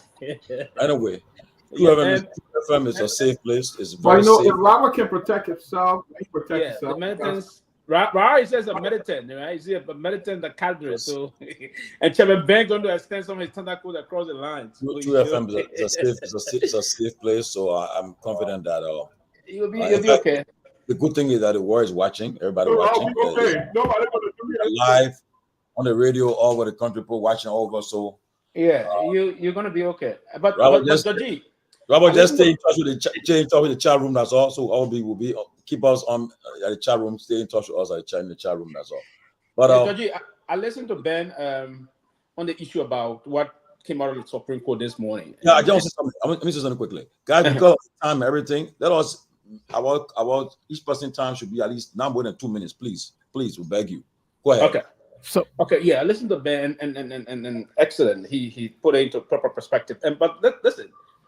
The president of the Republic of Liberia, there's reason why we signed up for this tenure thing. There's a debate from the incompetent lawyer Bujuben Keita. I refer to him as incompetent because everything he advised the president on is slipping the wayside. Now, it was the president of the Republic. People saying that they were in pleasure at all of those Article 56. The president of the Republic knew that Article 56 of the Constitution gave the president the power for all of those appointed via Article 54 to serve the will and pleasure. But yet the president signed the presidency. At the time, it was the Unity Party government that signed on all of those tenure positions. You acquiesced tenure position, meaning those people will serve for a certain amount of time. You cannot interfere into the process. And the Supreme Court are very emphatic today. So that process is very clear about how the government process should move through. And I think we need to just respect the system, allow all of those people you nominated, the rest of them, yeah, find a place for them as something. The government is big. You don't necessarily have to put them in tenure position. Those people got tenure position. And that's it. We have to allow the process to unfold. Someone was saying to me, and now they will still move again and say they serve out the way or the investigator. The Supreme Court will clear until those that would not understand what the court said today. It is obvious. We need to respect the process and allow our country to flow. The rule of law is very cardinal towards our democracy. The rule of law is a sequence one to the democratization process by our country. We should maintain that, like I said. And I think I'm one of those that, and we need to allow me. Rabbi is always here. He's a tough talking pricing. We believe in democratizing in our country moving forward. We believe in everyone should be protected and everyone should have the opportunity. Raul got the kind of opportunity here. He will sleep on AC, comfortable. Raul, he need a same for his Liberian brother and sister also. That's why the brother is advocating. He's not doing it for his self-interest. No, it's not about personal attachment. So we should collectively support what we all engage in into our country. It's wrong. We should not come and say they're going to knee-jerk approach to the issue. We need to reject some of those things. If it's good for us today, it's something. Yesterday, I listened to Mo Ali time to time coming attacking other people. He declared today, Mo Ali that said a few months ago that he was extremely broke. Today he came, he said he worth $85,000 to $90,000. So, I mean, we headed for some problem. We need to be very clear here. And then he said he declared he got $90,000. Where did they come from? When you just said to us a couple of months ago that he was, I mean, so we need to allow to respect the rule of law in the country. The rule of law will help to build the pillar of our democracy. It will help to bring institutions back to the country. Investors will pull into the country. If we cannot respect the rule of law, we have a problem. Georgie, I just want, because we've many on the show, I want to respect the time and I mean, just submit here. But it is important that we respect the rule of law and move the country forward. Let all 10 people, I believe Mrs. Siaka should be the next person to go run the court. She violated no law, there was no gross insubordination on her path, because you respect the fact that you nominated Dwayne Van Bumble as secretary to the board, meaning you recognize the legitimacy of Dwayne Van Bumble as Director General of the Social Security. Why will you now dismiss the Deputy Director General on the basis of sending someone to be officer in charge where you have the Director General himself? How are you here? I think Mrs. Siaka should move to court also. I believe the court is going to grant her time and she's going to move to serve the rest of her tenure. Thank you. Okay, again, we'll say for time, because of time, let me just keep in our 2 minutes, right? But let me go to Attorney Jackson. In 2 minutes, can you help us in 2 minutes, Attorney Jackson? Here's the thing. Before I got on the show, I got information that some of the tenure officials, those who were nominated, they're still trying to fight and they're trying to come up with some. There was a call, so I think there's some call for them to go to the mansion this evening, whatever the case, trying to still fight. But you know, the Supreme Court is the final arbiter of any legal matters in our country. The Supreme Court has spoken, and I think the president, in his own wisdom, will respect the decision of the opinion of the Supreme Court. I don't think he will do anything further.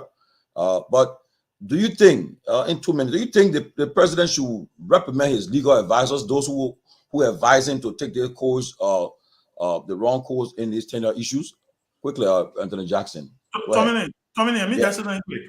I will waive my second round of 2 minutes to Isaac. So maybe in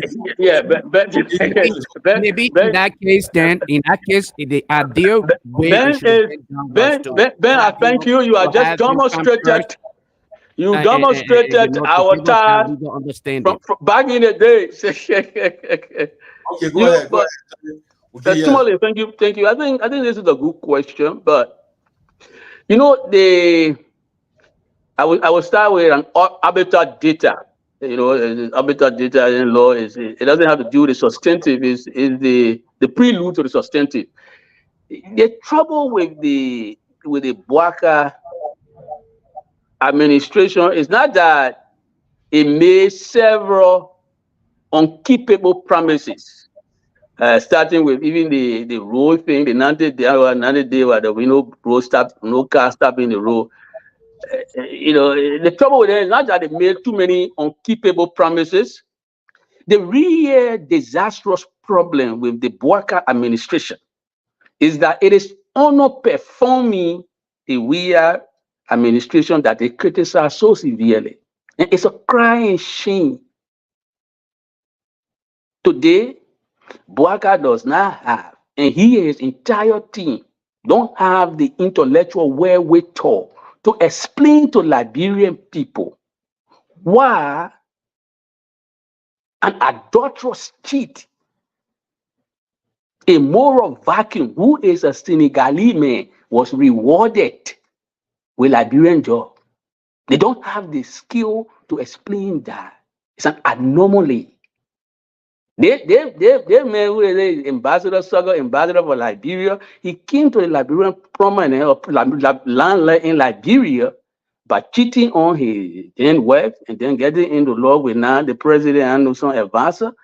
And today he's being rewarded. How can Bouaka be rewarding a moral vacuum? Is he rewarding immorality?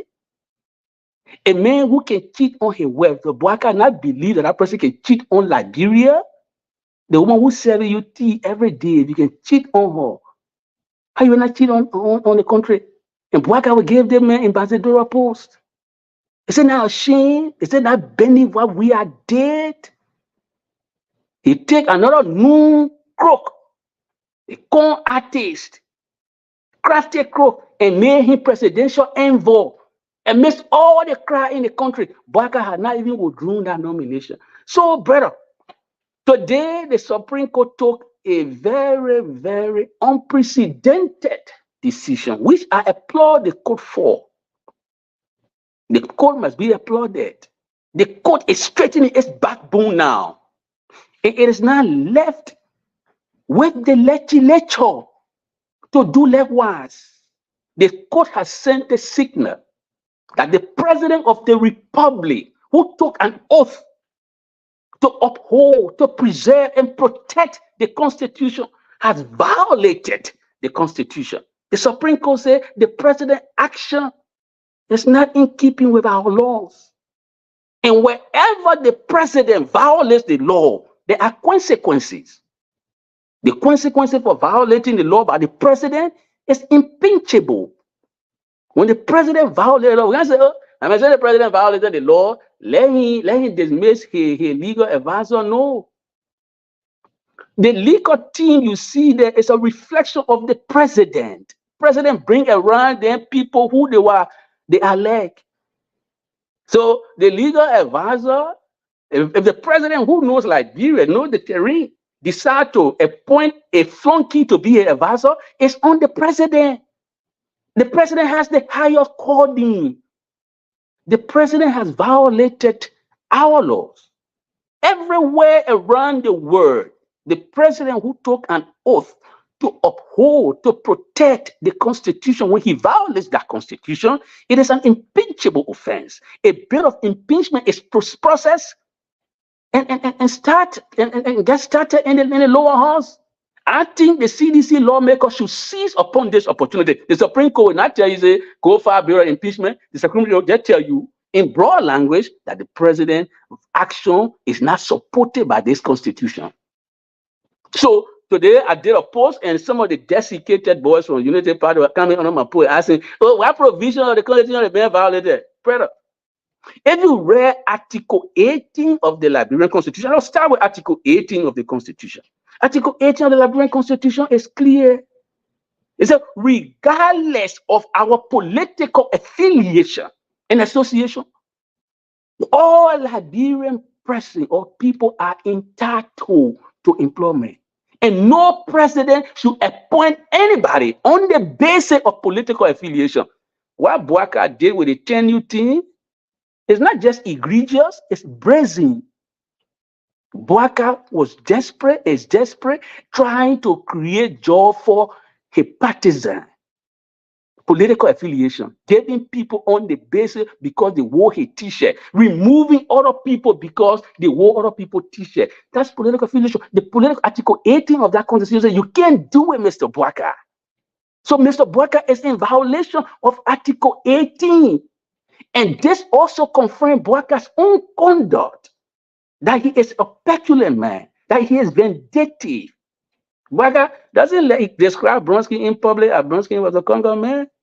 Bronski's nephew, Israel Akinsanya, is a holder of an LTA tenure position. He's still angry with Israel Akinsanya. Not only that Israel Akinsanya had painted tackle on his back for being Bronski's nephew, but he done more because he's associated with CDC. So Bwaka is desperate to replace Akinsanya with Patrick Horner, a soulless Bwaka stooge.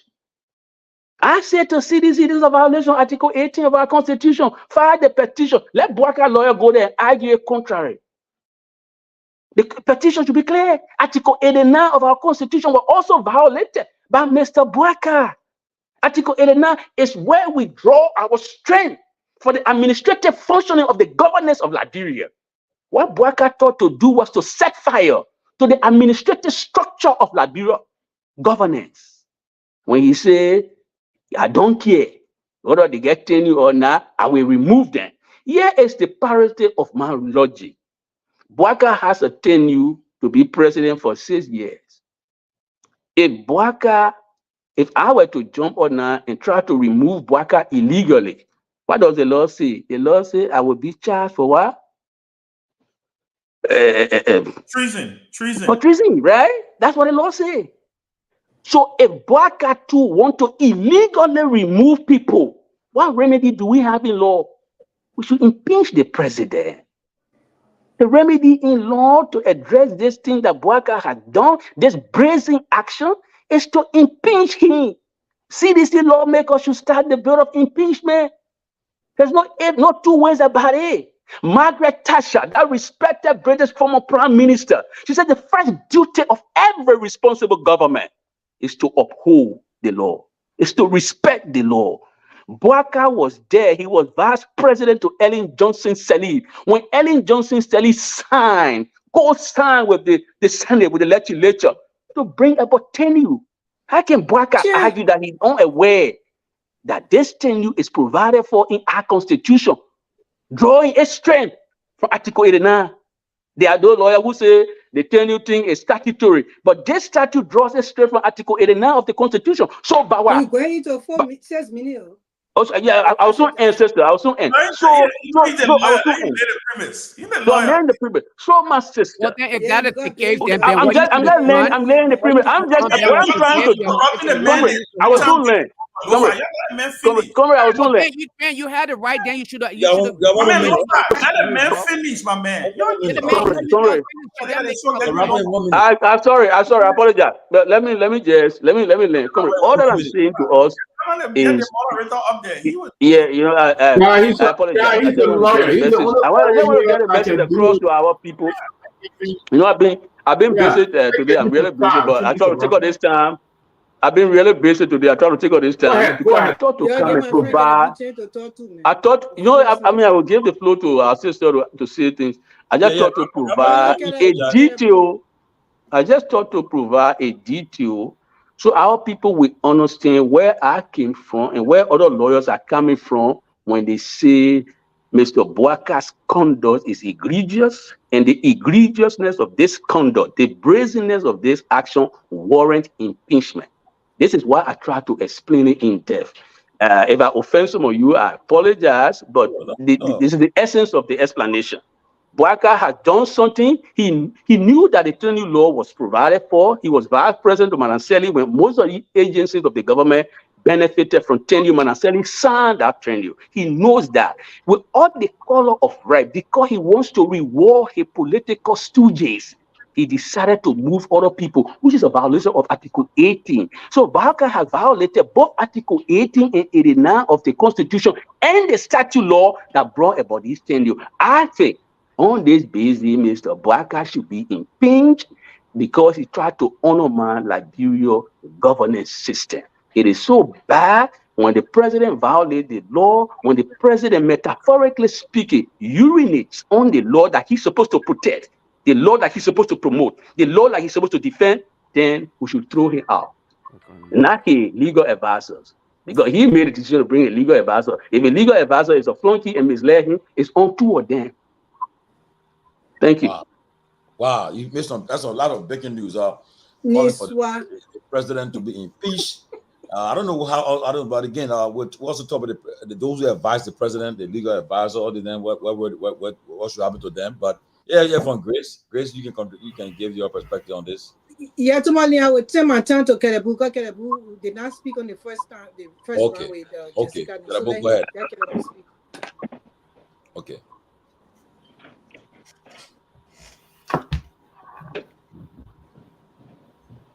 You know, I've been a spectator now, so I was doing different thing now. Thank you, Grace. But here, what I will say, I think Anthony, Isaac Jackson said a lot, but guys, basically, we all been observing the political system in Liberia. Here is my take on this matter. I think what the Supreme Court did today, they just followed their previous decision. Under President Weah, I think President Weah attempted to remove some people. He succeeded with I believe, National Lottery. He removed that person. And the guy, I think he lives in Minnesota. The Supreme Court actually told President Weah that action was wrong. They should reinstate or pay off the person, And I think, I'm not sure if they did, but I think Supreme Court just tried to uphold the same decision they made maybe 5 or 6 years ago, that this is the law, we should respect the law. I believe they just restricted their opinion on this matter, which is a good thing. They show consistency, that they didn't they didn't interpret the law under one set of government, then on another set of government, they interpret it differently. So they show consistency in how to interpret the law, which I think is a good thing. But personally, my conviction is, I don't think President Bouakai will keep these guys. And this is where the politics will set in. They will find every way to frustrate them. They will find every way under the system to get them either join Unity Party or do something. They will try to frustrate them some way, somehow. And I know that's a culture in government. I mean, like, take my little brother Garrison Yelu at the Governance Commission. I know I talked to him today after the case. He called me, he and I talked. I think we talked twice today. All they're going to do, either try to deform the Governance Commission to make it feel that he can't do nothing, he doesn't have the ability, and just give him salary. That's what they're going to try to do to some of these entities, and it's a sad thing. But I applaud the decision of the Supreme Court, and I think this is a good thing. And I hope when the Supreme Court is fully constituted, other cases that will come before them, they should show some independence. And I'd like to add a side note. Councillor Gonglo did appear at the House of Representatives today on the case, even though the case will not comment on that. But I want to go one step further to ask Speaker Kofa, Funanti Kofa, to actually look in the direction of impeaching the judge, the magistrate, that actually, granted Lucas the freedom to leave the country. I think we should go one step further to impeach him, because he did a very bad job, and he's a very corrupt judge. Everybody knows that. They know his record. I think the House of Representatives, just as they had in previous case, the vigor and the motivation to remove Cabinet Janan, even though we didn't agree with it, I think they should remove this little criminal magistrate. I think they should remove him. I will stop there. Robert, you okay? Yes, I'm good. So I can speak now. Yeah, go ahead, Chris. Yeah, guys, mute. Yeah. Okay, so Go ahead. thank you, Kerebu, and Robert, we still I thought you used your time already. I thought you gave your turn to Kelebo. No, I told him to get before me. It was not that I was Oh, okay. because they gave you 4 minutes. You told 2 times. I just teasing you, Amma. I just teasing you. But I really like how you laid the premise for us, though, Mr. Jackson. I really appreciate what you said because we are not legal people. You know, most of us not legal people yet, and you were able to lay the premise down. We were looking to impeaching this person because he needs to be impeached. Seriously. But I wanted to say that I am very, very. Yeah, somebody need to mute that. Everybody mute, please. Everybody mute.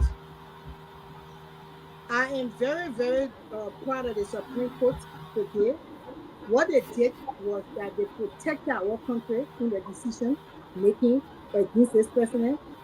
What they also ensure the Liberian people values, and they also set a precedent for a brighter future for tomorrow for Liberia.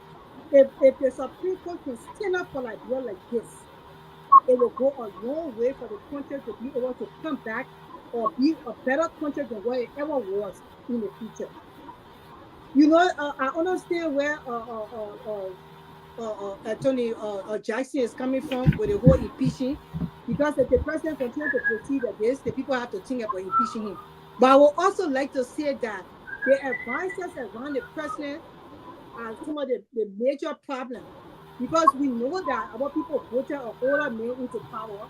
So you know, the people will understand maybe he's old, which I don't understand, but maybe like people will understand. But then when the man bring people around him who's supposed to have the wisdom and the knowledge to be able to advise him to take the right procedure or to take the right processes in doing stuff, and they can't advise him to do that, that's the problem. They see Bushu Ben Keita, man.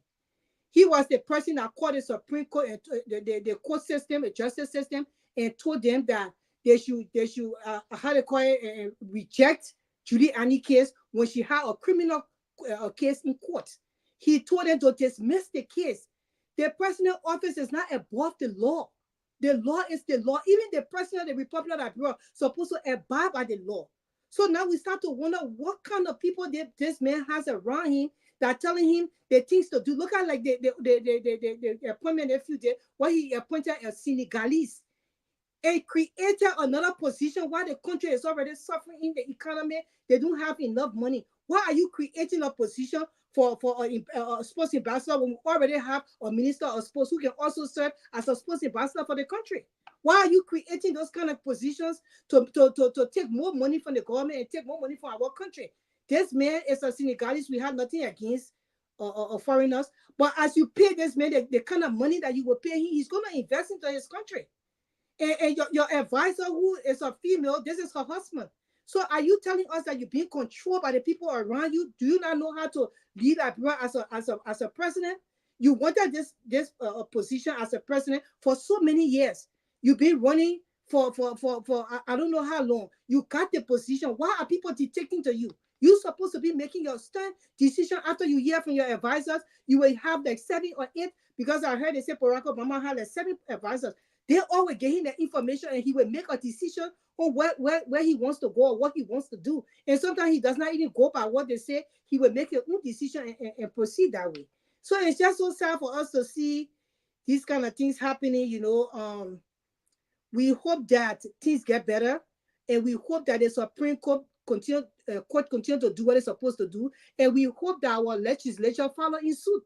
This is a good start. Thank you. Okay. Before I go to the next person, let me say this. I know I'm getting information that there are people around the presidency who are trying to undermine the Supreme Court ruling and opinion. I want to say that they better stop it, because, in fact, the president should be reprimanding those who misled him, who ill-advised him on this tenure issue. But those who are trying to feel that they still have the right, they can play around the presidency to still remove these people. The Supreme Court have issued an opinion. You got to respect it. And any attempt to undermine the Supreme Court ruling today, I'm sure they will be met with some resistance from the Liberian people. You cannot. There's the only hope we got is in our judiciary, the Supreme Court. So if they issue a strong opinion, I think that those who are appointed by the president for this tenure position, they told them to be withdrawn. You should just wait until the tenure official time expired. They should not try to to undermine the Supreme Court decision, because it will not happen. The president, I hope he'll act in his good wisdom. Let's hear from Robert. Senator Robert is in the studio there. Robert, go ahead. Look, I think that from the perspective of a man who took office and was sold as the most experienced over 40 years of public service, you would think that he would not have made this move, because this was on a necessary bloody nose. I think that this Supreme Court ruling was a no-brainer. And if this government would have learned anything, you would have thought that they would have learned from perhaps some of the actions taken by then former President George Weah with regards to this particular turn of position. And what is unfortunate is the fact that they criticized when the president made the attempt to do what they had done even worse. At least the president wrote the legislature with a clear explanation as to what he felt with regards to this position and his power as per the Constitution. What they have done here is basically said to help with the laws, and because I'm president, I am going to do what I want to do. And it's unfortunate. I mean, anyone who is logical saw this coming. And what does this do now? I mean, there are many folks in this city. You speak to people, you meet people all the time.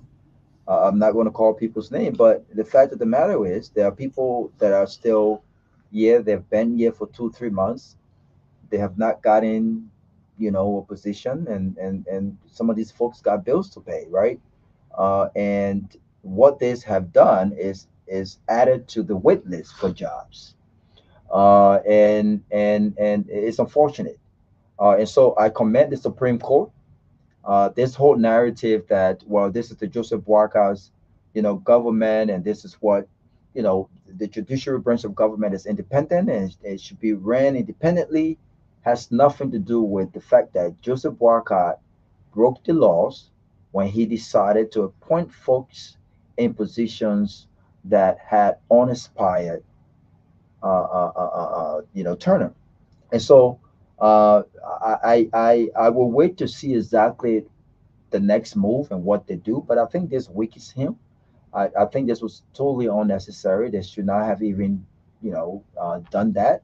But this is the reality. The reality is a lot of folks did what they do for this campaign, and I think Joseph Boakai is trying to reward his folks. But in doing so, you've got to respect the laws.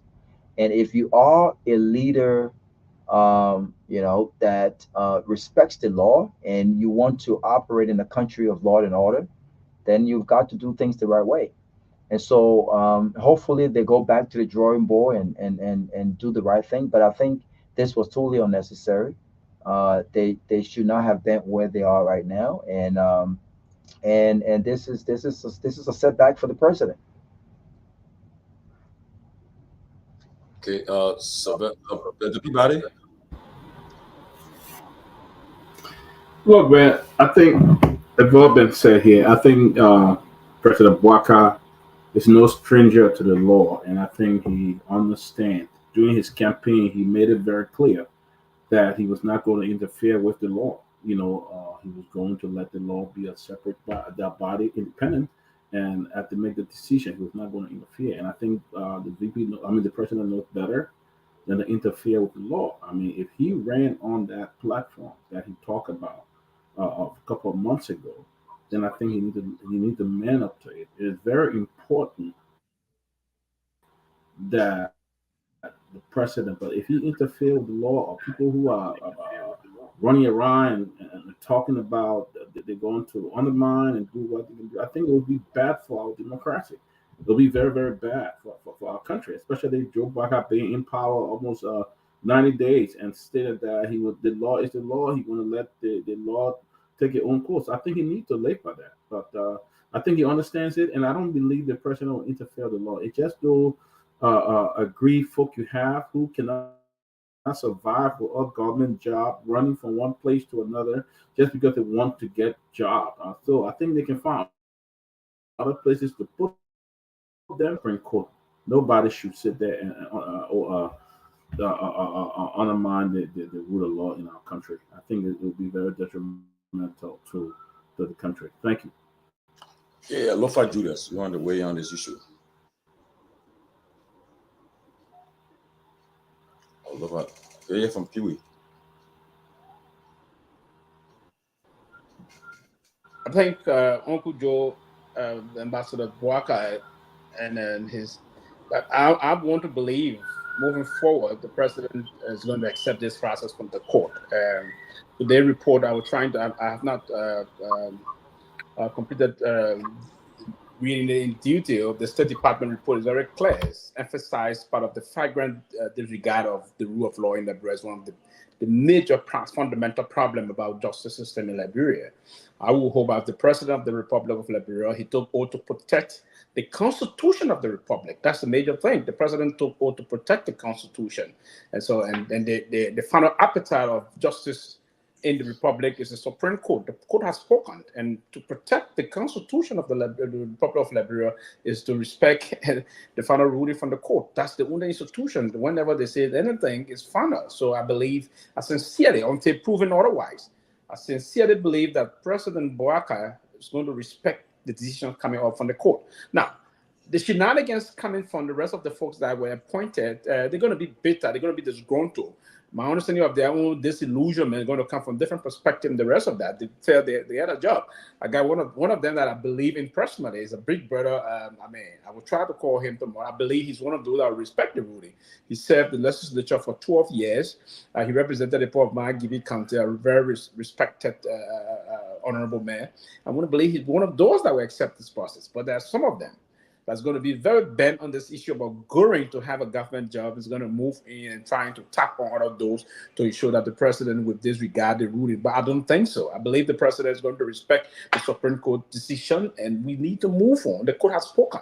Now, the process about it, and it is the president that finally acquiesced this issue about this tenure thing. It was the president, it was President Sirleaf then that went on. Before we have the three positions that had tenure in our country, and that's constitutional provisions came from the Constitution of the Republic of Liberia, the General Auditing Commission, the National Election Commission, and the third, they didn't even effect that. That didn't get effectuated during the time when President said he even brought about this process. Even up to current, the civil service and agency, we don't have tenure on it, but the Constitution, that's a constitutional process. So the president said he signed it at the time. All of those institutions that came, I think we gave tenure to few other positions during the WIA administration, like the Social Security and the rest of that. And there were people at the time that came up.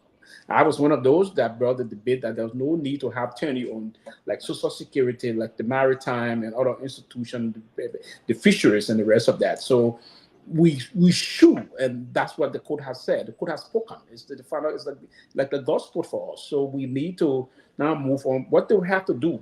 As I said initially, the government is very huge. The president can find provision in other areas of government to have them appointed, but we just have to respect the court and move on. And Councillor Bujuben Keita, my own personal appeal to you is you need to understand part of the element of democracy is to respect the rule of law.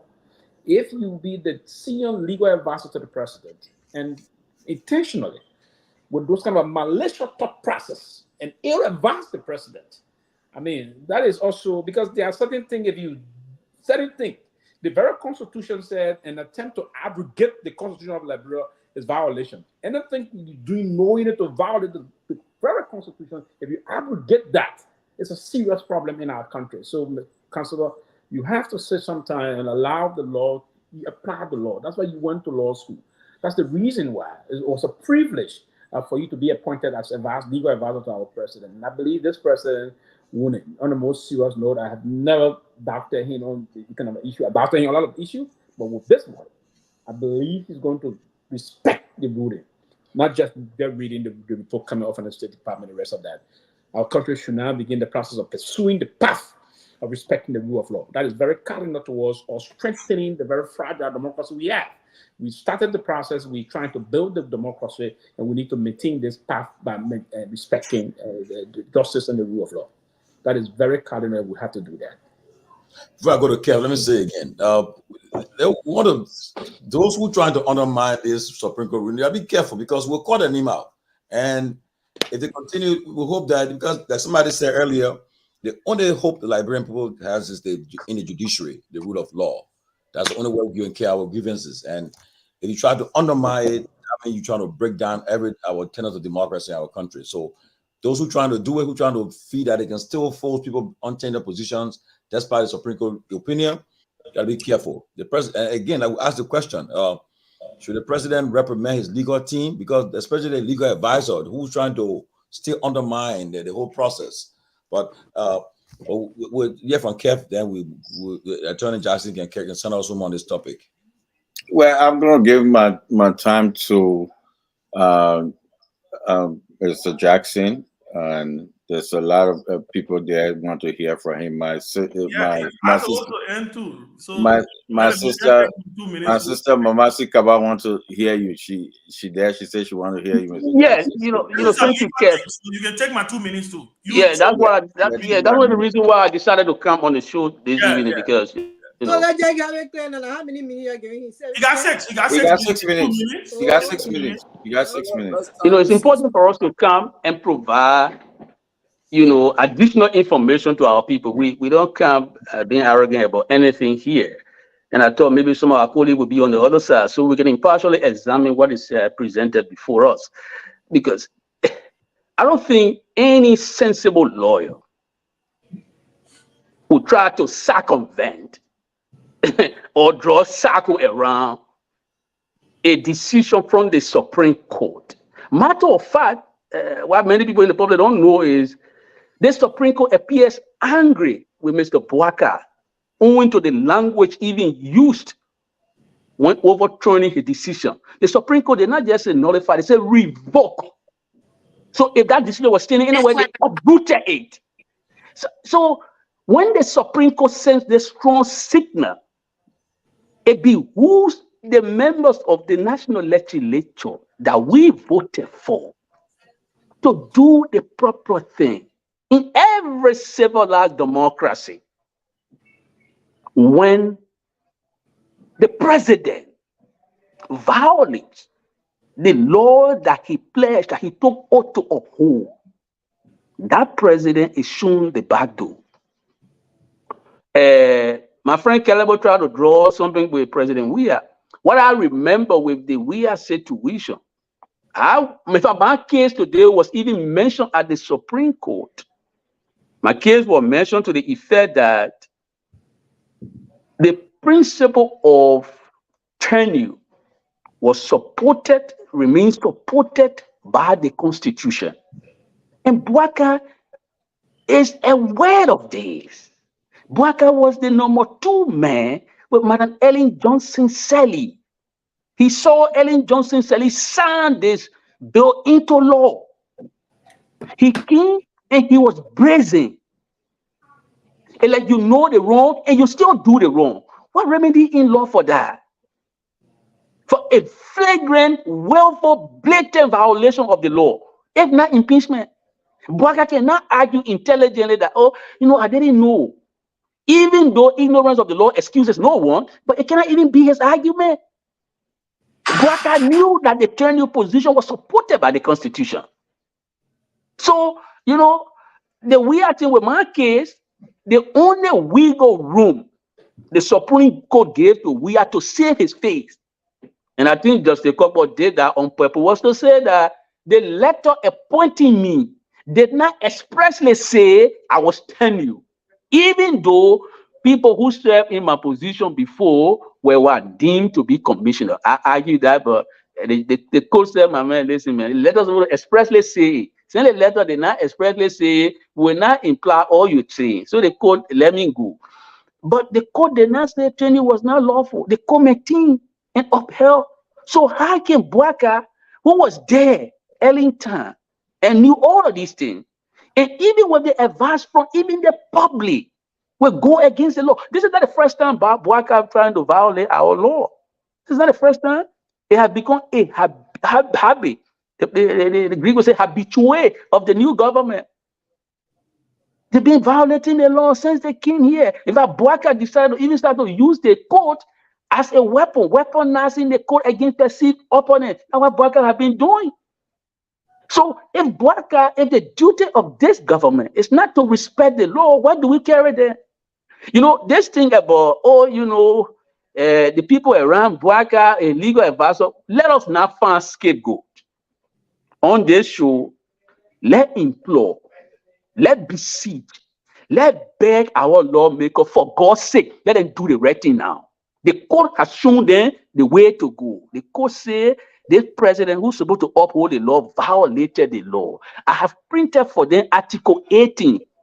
And let Boaka lawyer go there and say, oh no, Boaka was not trying to do political affiliation. He was not taking it into consideration. If Boaka is not taking political affiliation into a consideration, why is he bent on carrying people who wore his t-shirt to LTA? For example, Patrick Honor wore his t-shirt. The first argument was that Akinsaya and other people wore t-shirt. But if Akinsaya wore t-shirt, he's politically affiliated. And you're moving him on that basis, but you're going to replace him with Patrick Honor who wore your t-shirt. Article 18 of our Constitution is being violated. That is the back room that gave rise to Mr. Boaka desperately moving people from these trendy positions. How can anybody argue against this? If Boaka not trying to look for job for his party, people who supported him, to even do this, it's even violated of public policy. When you talk about abuse of power is what? It's political corruption. It's public corruption. When you move me only because I did not support you, and you want to replace me with your guy who supported you, what are you doing? That political clientelism. You're giving people job because you want to reward them. You want to pay them back. Patrick Honor, I'm picking. He's from Lofa. He supported me. I will carry him to LTA. So I will move Asia. I can say, oh, it's Bronsky's nephew. I don't like Congo people. Bronsky, I can say I will be Congo boy. He's Bronsky's nephew. He supported CDC. I will move him and put my Lofa picking Patrick Honor there. That is what Boaka doing to the administrative structure of Liberia governance system. Replacing competent people with political quacks. And you want the legislature to condone this? The CDC people, you're sitting down there and you're looking at TV, CDC lawmaker, you should be in meeting now drafting an impeachment bill against Mr. Boaka. He's undermining Liberia governance system. When Ellen Johnson Sirleaf and Boaka decided to introduce training, you know what they were doing? They were reducing executive influence in the other organs of the government because they believe it was just wrong. There are instances where the government can abuse, where the president can abuse Article 56 of the Constitution. The will and pleasure of the president occasionally can be abused. So there was a way to say, let's put a buffer here. It is this buffer that Boaka doesn't want to stop him. And he said, oh, send the people just rule now, just Boaka, just go. He should go to commit another wrong, or we should punish him for the wrong he's committed. Comrades, I think the Liberian people should punish Mr. Boaka for the wrong he committed. I think the Liberian people want Boaka to be punished. Their lawmaker should draw their energy from the people. You just saw a lady here crying. Look at what happened to her. She went to the court. The court turned its face against her. Where does she go now? We say to do advocacy. Boaka, who's supposed to set an example, to instill discipline, respect for the supremacy of the rule of law. It's the first person to violate. Even what Boaka did, he did not even accord President Sirleaf respect. Because it was your boss lady who worked to bring about change you. If you say you don't care about what she did, if you will break everything down because you want Patrick Honor to get job, Boaka, are you showing some decent respect to Madam Ellen Johnson Sirleaf? You're not showing any decent respect to Ellen, who brought about the change you out of wisdom. You're breaking everything down because you want to give the partisan job. If Boaka will break the system down in Liberia in favor of his partisan, what should we do? We should sit down here and look at him. Today, the bedrock principle, the last sentence. Today, the last sentence. Today, the bedrock principle of democracy everywhere. So you got. The bedrock principle the bedrock principle of democracy everywhere around the world is even being violated by Bwaka. What is that bedrock principle? Tell you who will agree with me. Political inclusion. Bwaka cabinet is comprising of entirely poodles, nodding dogs. One opposition is not on Bwaka cabinet. What kind of country Bwaka trying to run? A cabinet of poodles? Is that what Bwaka want to run? Is that a new Liberia that our people were looking forward to? They will not get Gongo view reflected in that cabinet. Even Tiago Gongo, who supported Bwaka, an opposition guy, is not even on the table. Even some of the soft opposition, Bwaka will not identify with them. His entire cabinet is comprising of poodles or Unity Party. You don't run our country like this. It's wrong. The CDC people, the small Liberty Party people who stay with Musa Ability, just start the bill of impeachment. Bwaka needs to learn hard lesson. You don't run our country. It is not your private estate. You don't violate the law. We say, oh, sorry, you violate the law. Don't do it next time. No. When you violate the law, we punish you. As I continue talking, another 2 minutes. I'm gonna take another 2 minutes. Yeah, you know, just take it home now, so we can go to the phone line. Just take it home. So at this stage, colleagues and friends. Yeah. At this stage, colleagues and friends. So you're a legal man on the issue. Yeah. Thank you, Ben. Thank you, Ben. I hope we have also your man to go home with you. Well, what is it? I hope we are watching your man because I have something to say. Yeah. But Caleb, no problem. I mean, you know, we better. Caleb, I'm sure you don't disagree that Bwaka should not control himself the way he done. But you know, one of the things I like to see, and maybe you know, we all can pick up on this, is that I see some of our friends now trying to rehabilitate themselves. They're repositioning themselves. Anybody who genuinely love Liberia then, and if you really love Liberia then, and you wanted to put Liberia first, you have made the same decision as some of us made. When we in the last days, when we say, look, let's endorse WEA, it was not because we love WEA. It was because we wanted to preserve the sanctity of the nation and for continuity, because we believe we have made some mistake. But the second round was afforded him an opportunity to make amends, to correct some of the mistakes, to correct himself. Look at today. Somebody who spent 45 years hanging around government, active player in Liberia government, see the mistake he's making. Careless. Don't care. He would take a Senegalese national who came to prominence in Liberia by cheating on Liberian women and gave him ambassadorial role. Bwaka, what are you doing to our country? Is that the best that you could do?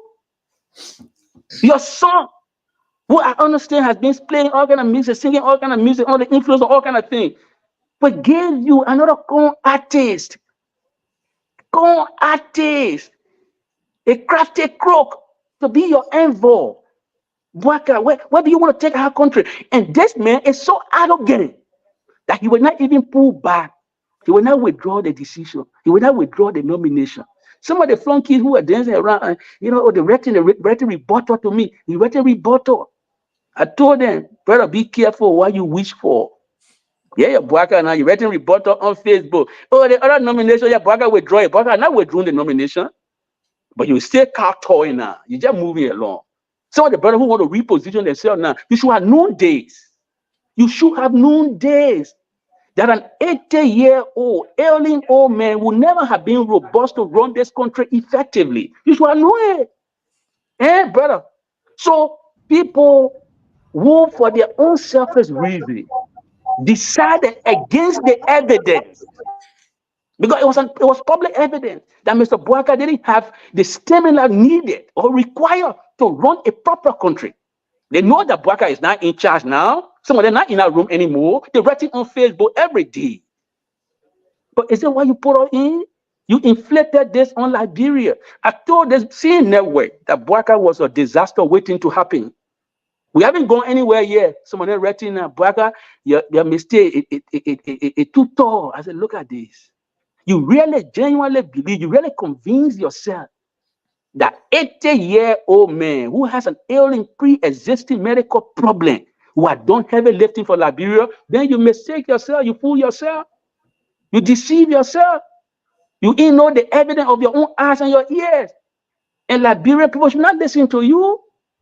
Liberian people, now is the time for a patriotic group of warriors to stand up for Liberia. You will not get it from Buaka. You will not get it from some of the beginners who don't even have the courage to criticize Buaka. Because people who got courage to criticize Buaka will look Buaka in the face and say, my man, Babe, this is not what we expected. We can take Brother Amara and say, yeah, thank you for the one you're doing, but Brother Amara, you are noondays. But he too is embarrassed. He had joined us now to say, but that man, it was the job. That man is dangerously unfit to lead this country. He's leading the country in the hole. That's what Amara is saying. He's grieving. Every day he writing as if, brother, I was so angry when I made my decision. That criticized me, oh. But I saw something beyond the horizon. I knew we're going for bigger danger. We're embracing danger. That man sleeping at the steering wheel. Young girls being molested, harassed, their throat almost cut off. His wife will not even express a word of empathy. These people are so aloof. They're not fit to run any country. A young woman almost got beheaded. She went to the court. The court did her injustice. She's in the street marching around. Buaka's wife with no humanity. We're not even called to express sympathy. It's too expensive for her to do. These are the people you trust your country to. And when we were saying that this old man will not do this job effectively, he said, oh, brother, we are doing all that bad thing to you. Why you go endorsing? Yes, brother, I'm a Christian. I deploy my Christian judgment that I should forgive people when they do bad to me. And look at the bigger picture. The bigger picture that I look at for which I endorse we are is what unfolding before us today. The country is a shame. Senegal is not going to be your ambassador. Somebody who's been peddling all kind of content all around the community is your envoy now. Your president doesn't even go to work regularly because his health can permit him. When was the last time he went to the executive mansion? Let the president clarify. Somebody told me privately the other time, I don't want to be, I try to be very discreet. I don't want to be indiscreet. But somebody close to me told me that the man fainted twice at his house. This is the man you brought on Liberia, knowing the challenges that the country was confronting. This is the man you did. This is the man you brought on us. So all I'm saying now, the legislature, the people we voted for, we gave them 6 years, some of them 9 years. They have the opportunity to clean this thing out. Amara, you in the Senate. If the bill reaches the Senate, the bill of impeachment, please vote for it. We can't continue with the old man like this. The first step he's taking, the step is not impressive. The first step is so unimpressive. I will sit there and see your Senegalese guy match. Do we not have some qualified Liberian soccer player who play international football too? Can they not speak proper English to represent Liberia? To attract other people in that sector? Do we need a Senegalese who is a boyfriend or husband? And the circumstances on which the man became even husband to that woman, does it not concern the man who is a deacon? Black guy is a Baptist deacon. Does it not concern him? I read the post that Abraham Dote shared with me about that fellow, how he cheated on his wife and went to the other Madela woman and all that stuff. Black guy, he didn't read the background story. He's a deacon. You are rewarding an adulterous cheat with ambassadorial post. This Baptist deacon. So, colleagues and friends, I think what I'm saying here, I might have gone to some other things, but yes, it's important. Sometimes we got to pitch in these strong emotions because it's about our country. We can't make Liberia a laughing stock. We can't. We live from the frying pan, now we in fire high. I said that before on the scene show. I said that on the show. So I think Liberian people should take control of Article 17 of the Constitution. The Article 17 is very clear. If we are displeased about the governance of our country, they say we must assemble and petition the legislature to make amends, to correct things, to answer our grievances. We got grievances. Bwaga violated our constitution. He urinated on the constitution. He defecated on the constitution. Metaphorically speaking, he should go. The lawmakers should start the bill of impeachment. The Senate should endorse it. Let Bwaga go. The other man in line will try him. If he doesn't do well, he will go. This will strengthen our democracy. If the court is doing its part, how can the legislature not do its part? The legislature needs to convince Liberian people that it has the backbone, the wherewithal, it can stand up and tell Bouaka, say, enough of this, and let him be impeached. Thank you. Pocha. Wow. Thank you. Guys, well, he has taken I us on that say, topic. and turning RC I think you are trending all over the internet. It's in the meantime, Man, let him go, man. I want Papa, we let him go. in the meantime, we'll be talking about the Grand Jury elections. We'll get updates from who's winning. But the phone line, let's go to the phone line.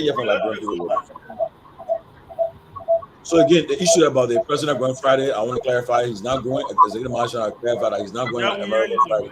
Just want to make sure that. Yeah, so how did you get the information? How did you get the information? No, I mean, if you post information, worldwide, you should be sure of it. I'm telling you this. I've very clarified.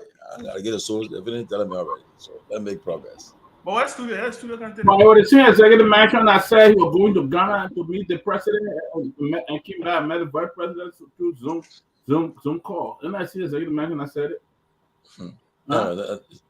Another veteran, Toga Alexander Bide. Yeah, we need to get Toga on this show sometime too, man. Yeah, Toga expressed his desire. Robert, wait a minute. The man in the studio there, Robert, to take the call. I said, yeah, they just went back. They just went back there. Oh, guys, waiting for the guys. Oh, go ahead. I want to say something. I said, Jackson, Waka ran his campaign on rescue mission and arrest. The new Liberia or slogan was Dr. Moniba, slogan for his campaign. So y'all start taking the Dr. Moniba slogan, the new Liberia to give it to Waka. Waka cannot create a new Liberia.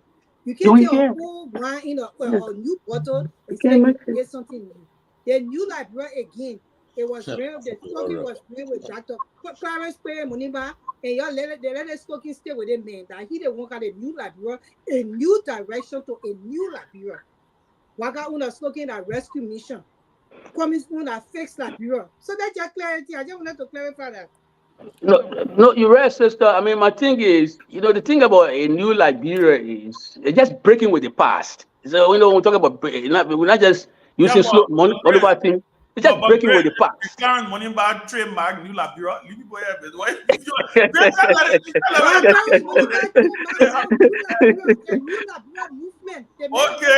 Okay. The new Liberia movement by Harold Moniba, Clarence Moniba. Thank you. Because Grace will not be able to deal with it. So guys, why waiting for the calls? You see, the Lord's got texting me already. There go, I take trouble with that. Why waiting for the calls to come in? Guys, you can start thinking about your take on the Nima election. You think if they from what I'm getting, the UP candidate, the ruling party candidate is leading, but if he wins the election, do you think it will be like you think Prince Johnson will be now considered that he has lost the touch of being the we can talk about it. No, this person Prince endorsed the man before, so no, they were not questioning his ability to be strong. No. He does it before he just came in. People just told me that he said he right now. No, he's not. And so to be honest with you, the UP candidate. We don't want to see Prince Johnson have the kind of authority that he has right now. So this will definitely, diminish his power. He will still be who he is in Nimba. Nothing gonna change that. But that's not true, Robert. I don't know. He's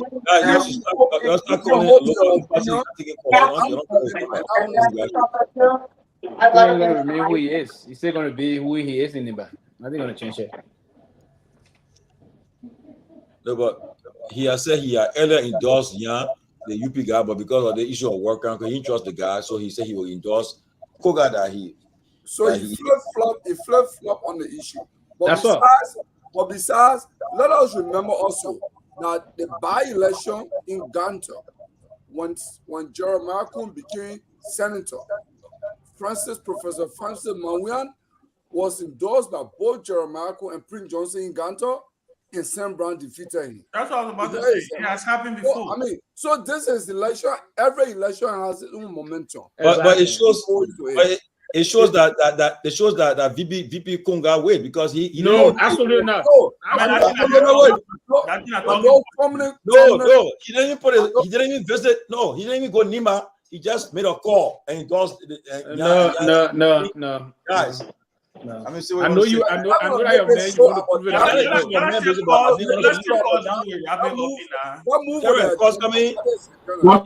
That is fact. The man didn't go there. He that's a candidate he won. Exactly, he won. That Prince Johnson didn't put you. When Prince Johnson done put it. Yes, well,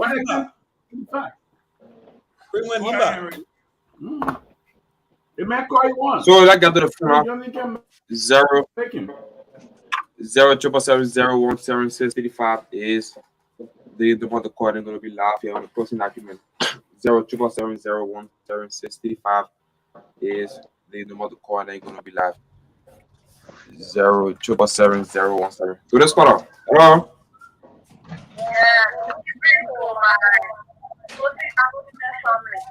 How are you? And from where you join us?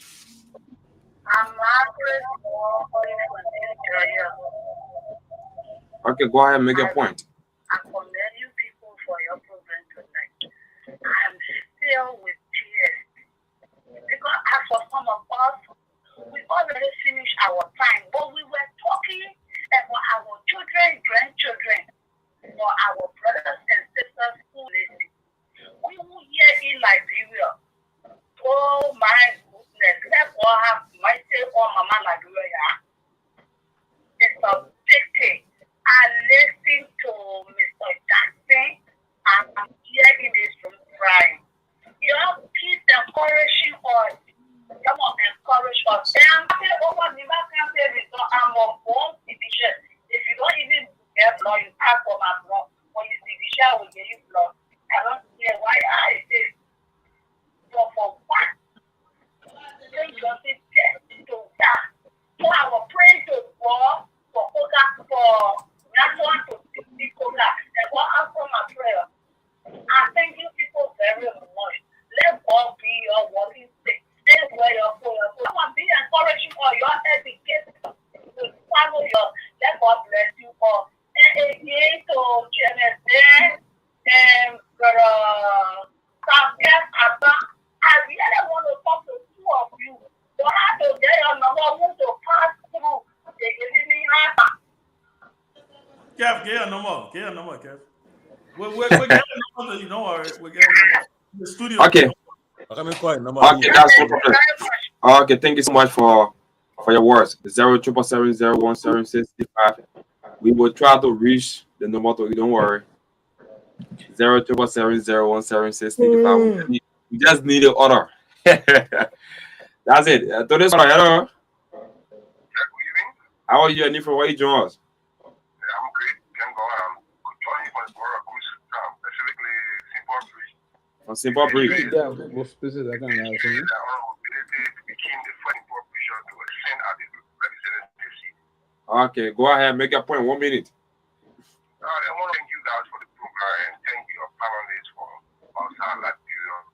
But I just want to say one thing. I'm a son of Nigeria. And I found the show lately. I used that inform of those who is leading in Nigeria. But what happened in Nima County is wake up call for all Liberians, be it Nima or any other country. Your loyalty to the state is supersedes the loyalty to individual. Liberia must progress. This we have been in turmoil for a long period of time. So it is time that the generation after all should know that there was a deterrent set for our future generation. Thank you too much. You know, the time is so short, I got a lot to say, but in the future time, begin to call this program. Thank you so much. To this caller. Hello. Hello. How are you? Your name from where you join us? My name is Mohammed Masala. I'm calling from Minnesota, from the U.S. From Minnesota. Go ahead. Yeah, so I have a question for Asset Jackson, right?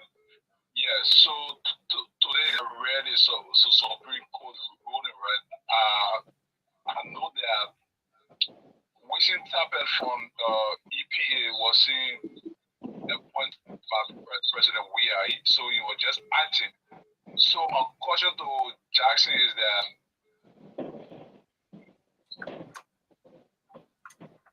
Oh, we lost that cutter. I'm calling make a case. 077701765. 077701765. You have to call back for this caller. Hello. yeah, we to our student panelists. How are you, sir? Okay, I'm Patrick, according to Matthew Community Peace. Okay, Patrick. Okay, this is my first time calling the show. I'm going to follow you up, but this is my first time calling. I'm calling today because I am very pleased and satisfied. That's why I am a member of the Unity Party, but I really stood around and stand against the decision of the president and pressing people into turning decision to break the constitution of the laws that the government have passed. That ran to my mind and said that. So for every time in our country that a law is passed, so there will be people who will always come and break it. So that was how very good president. The president of that time, and I didn't say it, saw it necessary that I remember Blanco Nelson, one of our ministers said, the president of Liberia is always an imperial president. Because there are none of position the president have authority to appoint when it comes to power. So let us spread some of the positions so that somebody be independent in making some independent decision for the country and not just partisanship. I will go against the appointment. And I stood today, I want to applaud the judiciary for taking this decision. I hope they stand by it. Okay. And they stand by it and live by this thing. Thank you so much. Thank you so much. Thank you for forming part, for placing your call today, even though you've been following ever since. 077701765 is the number to call and you're going to be live here. 077701765. Please call up. Hello. Hello. How are you? And from where you join us? Yeah, this is Emmanuel Richardson and I joined the conversation of Carwell. And I would like to say how the best having all about it.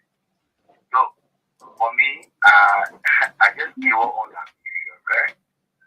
We sat 6 years. Everything that you did party and when it was doing you more work, I created that. Everything that they condemn. So, see them coming into government, preaching the same thing that they condemn, says here, I just give up. Like real politician, I want my own in the business, and I think this country, maybe that God will have to come and change this country. The expectation that Unity Party and the Joseph Newman Walker did, the only really disappointed people expectation because it was speaking against you. They were saying a lot of things about President Black on the zero radio station. Today, when you come here, that's during you. When thing ever, in fact, some of the things that they were doing for the world, what did they say? You appoint somebody to make it anymore. President William would agree that you don't do anything. It never be a mistake. To see on the Mopaka, who people didn't have for me, I don't want to blame you around on the Mopaka. On the Mopaka, I stayed up in government. On the Mopaka, I had the experience as the share. For him to be behaving the way he behaving, trust me, I think this country, Liberia need to hold it back. We need to bring and then go around the country, around the world to come here and pray for this country because our country is going down the street. Okay. Since years, the people will complain on every beat. When you change government, you change people, the other people can't even do well. The other people can't even do well. So Thank you. I just frustrated, man. Thank you. Thank you so much. You feel so frustrated. 077701765 is the number to call and then you're going to be live here. 077701765. So this caller, hello. How are you? Your name from where you join us?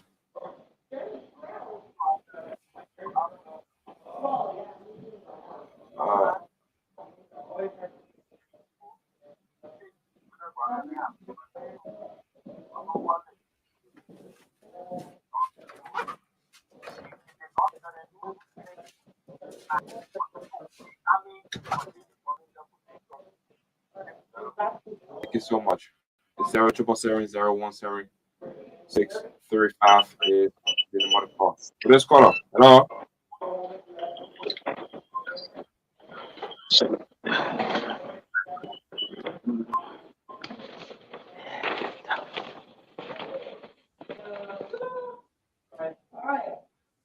Oh, the line started jamming. 07770. So this caller. Hello.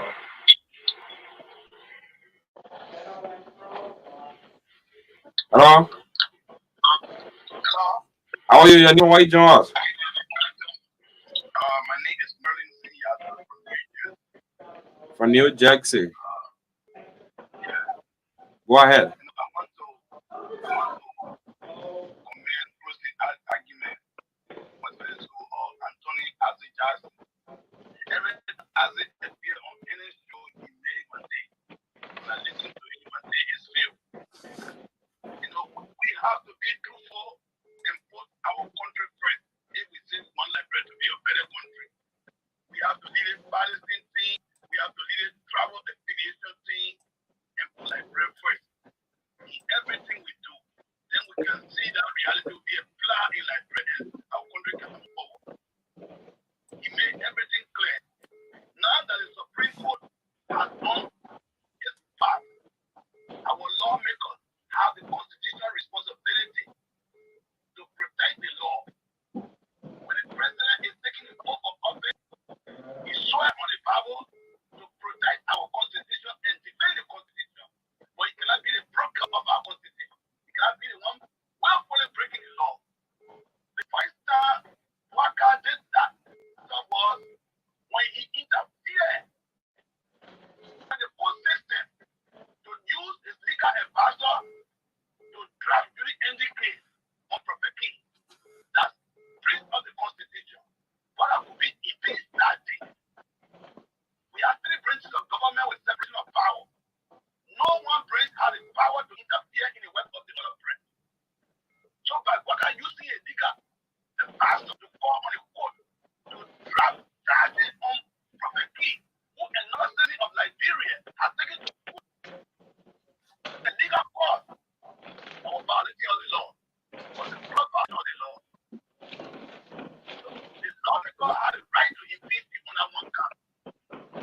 Donald Trump was giving money in this country by Congress to give it to Ukraine. He will get the money and start demanding a condition for the Ukraine president to be a kickback before he can release the money. That was the reason Donald Trump was first impeached. He first impeached for Ukraine. So why it can be done in Nigeria when Waka is violating the constitution continuously? Be impeached to save that country. Thank you. That country will Last call, Karen. Last call. Thank you so kindly. 07770173635. We take just one more call and then back to the panelists. So this call. Hello. Hello. How are you? And from where you join us? My name is Keff Hassan. I'm from Old. Okay, Tefilas, go ahead. 1 minute, please. Okay. Why we experiencing that we are not surprised. I always tell people, Waka town in Colombia was just opportunity. You don't have no political experience, no leadership ability. And we see when the capital came, we told our people, where did we Waka from? Waka went government for 42 years. Tell me the impact you made in the country. Waka don't get time for us. Then you're reaching the old people and the young people, after the young people. No youth involvement. Waka getting money for the youth, for the country. But we experience it. Since what they wanted, we all live inside. Thank you. Okay, we all will live inside. That's it. It's back to you guys. Guys, so let us discuss. Let us end the show by saying what's on your mind, and in 2 minutes, we can end the show in 2 minutes. Next few minutes, but what's on our mind? That's the last round. Nothing beyond. Yeah, and then can I get started so I can? Yeah, Robert, you can get started. Yeah. Yeah, thank you. But look, it's great to be on the show today. It's great to be home. Am I audible? Yeah, so it's great to be home, man. It's great to join you guys from home. It's always exciting to be in Liberia. Liberia is our country, regardless of what we have going on in our respective states. This is our country, man, and it's always great being here, meeting friends, and at the studio. It's my Sorry, first time guys, out here. These we are not guys are taking calls. actually doing a phenomenal job. The sacrifices these guys are making. If you step outside right now, just coming into the studio is is scary all by itself, you know. And so I understand what these guys are going through when we stay on past 1 o'clock and 12:30. They have to, you know, sleep here and then come back at 10 o'clock in the morning and then stay until late. These guys are doing a great job. So it's actually great seeing Heron and Sue and the other gentleman in studio. But I just want to say we have a lot to do to develop our country, and sometimes it's not about politics; it's about patriotism, right? And I heard one of the callers talk about, you know, how do we change this country? Um, and it has a lot to do with our mindsets, and it's not just about changing uh, political leaders. It's about changing political leaders with a mandate and a record of change. And unfortunately, this is where we find ourselves. I think for many months and weeks, many of us argue that the Unity Party did not represent change. And for those who question whether or not I could say this in Liberia and not just in the U.S. when I'm in the comfort of my home or office, I'm in Liberia and I'm saying it. Unity Party was never the alternative. Unity Party did not represent change, and this myth and this thing that people think that we have absolutely no options. We have plenty of options, plenty of options. When people talk about Dr. Clarence Manuba, you know, you talked about Alice Cummings and all of the other great leaders and all of the other young people, young leaders up and coming. We have options in this country. We have got to make the right decisions, um, you know, for our families, for the future of Liberia, and the future of Liberia is rested in the hands of young people in this country. So all of our young people in Liberia, a lot of you guys that I've met, that I've talked to, you have got to start making decisions for yourself and in the interest of your future. I mean, can you imagine are so people? It's not easy here. I mean, it's easy when you're in Liberia, when you're in America, and you talk about these things. But when you meet these people physically and you have conversation with these people, it's not easy. People are begging. You can't drive. You can't even. I mean, it's not easy. And you would think that you have a government that comes in to do things differently. This is not the reality. It's good to be home. It's good to join you guys, and I will encourage us all. Do not be afraid to speak your mind. Do not be afraid to speak your mind, because the strategy here is, and even for some of our friends who are in government, these people have a way of frustrating you to the point where you say, you know what, I give up. I'm gone. You guys do your thing the way you do it the Liberian way. But I want to encourage you, if you are a man and woman of principle, stand on what you believe in. This is the only way we will change our country.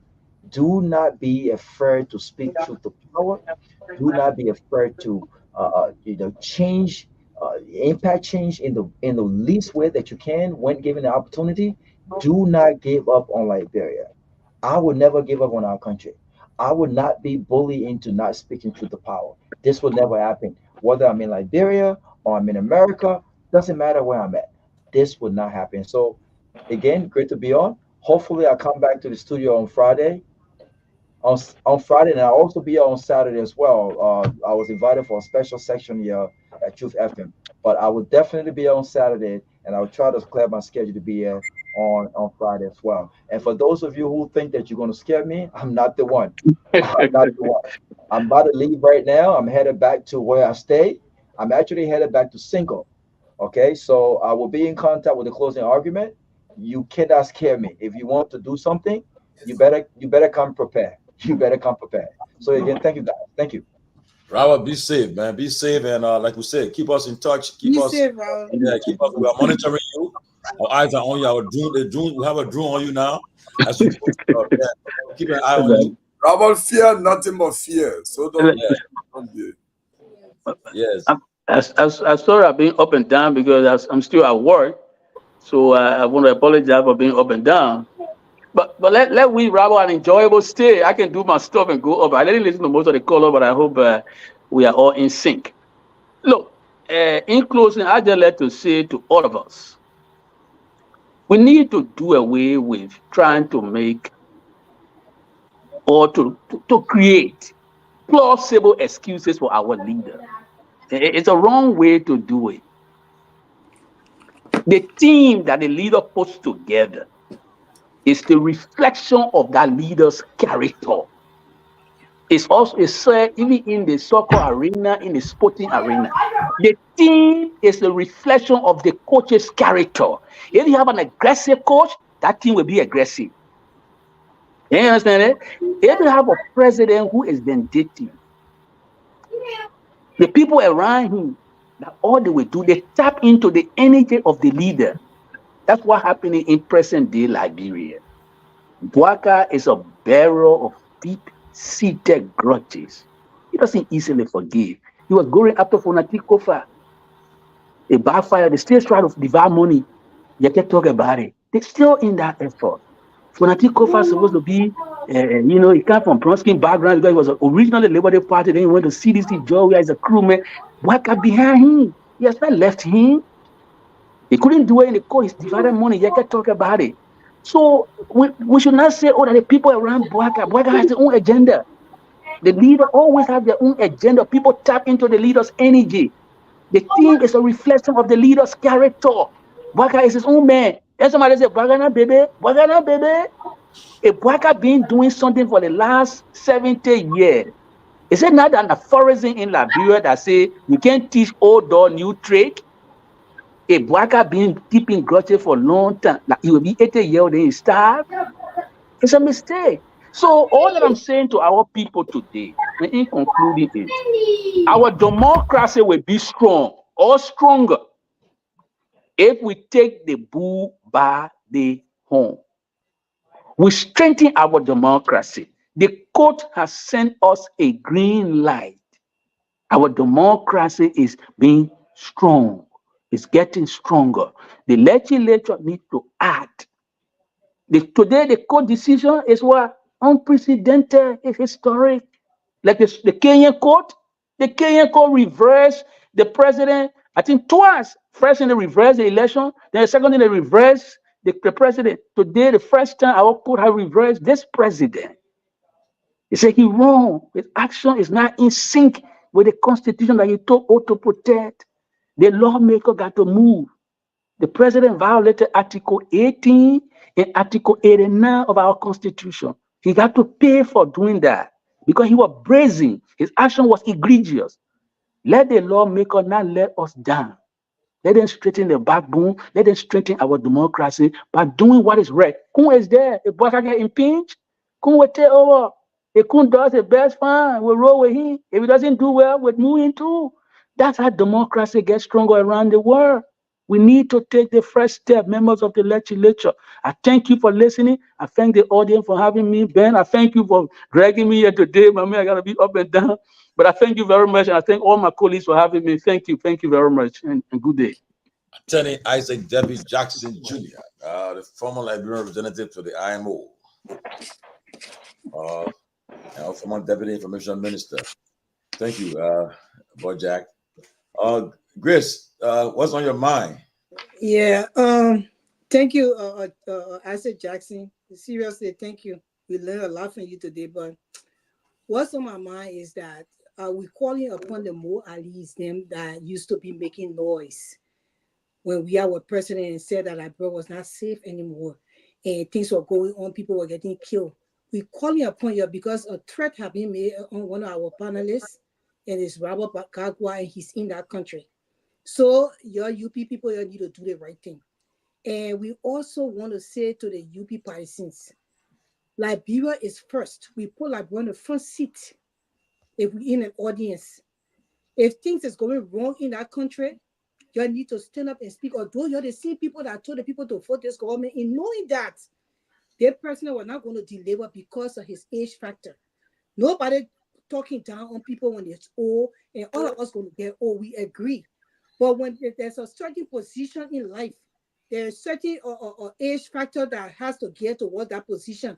And if you're not of that age factor, you are not strong enough to be able to deliver, you will not be able to deliver. Even if you get there, if you have the right people around you, then you can do something. As we see now, how this government is going, it's like the president don't have the right people around him, and he's an older man. So we have questions, and we feel very lacking when it comes to Liberia economy growing, and it comes to safety and security in the country. So y'all can come here and start threatening Robert Gagwa while he in studio because he spoke his truth. And he spoke, that's his right to speak. So we want to call upon them because they used to be the same people parading here on social media saying Liberia wasn't safe and they were going to make Liberia safe. So Liberia should be safe right now because we hope that Robert Gagwa get home safely, and we hope that he stay in Liberia as long as he wants to safely. So we just letting you know. And that's one of the things I wanted to say. I also wanted to say how we pick our leaders. The way Liberian people pick the leaders on sentiments and tribalism. We need to stop it because it has carried us nowhere. For a president to come into power that's supposed to unite the country, and he only has people who wore his t-shirt and sing his praises in the campaign, it's a shame. And they're trying to take people from their positions and put his party members in those positions. It's a shame. We're hearing that the president walked with a book and marking people, and he keep grudges and stuff. Personally, I don't really know the man like that, but if people see things that are a majority of the people say there's a little truth towards those information, because like Grandpa, when they start to say things, something behind it. So we hope that he has not stayed long into power. He still has a 100-day mark, and he has a 6 year to go. You can still rearrange your cabinet and still rearrange your people. All Liberians deserve the right to partake in the government to help the country. You bring people who has the technical ability and the technical know-how to be able to help to build the country and build the economy. And we hope that President Baka can reach to this stage. And we also want to say that your office is not above the law. Justice and the rule of law are the fundamental principles that underpin a democratic society.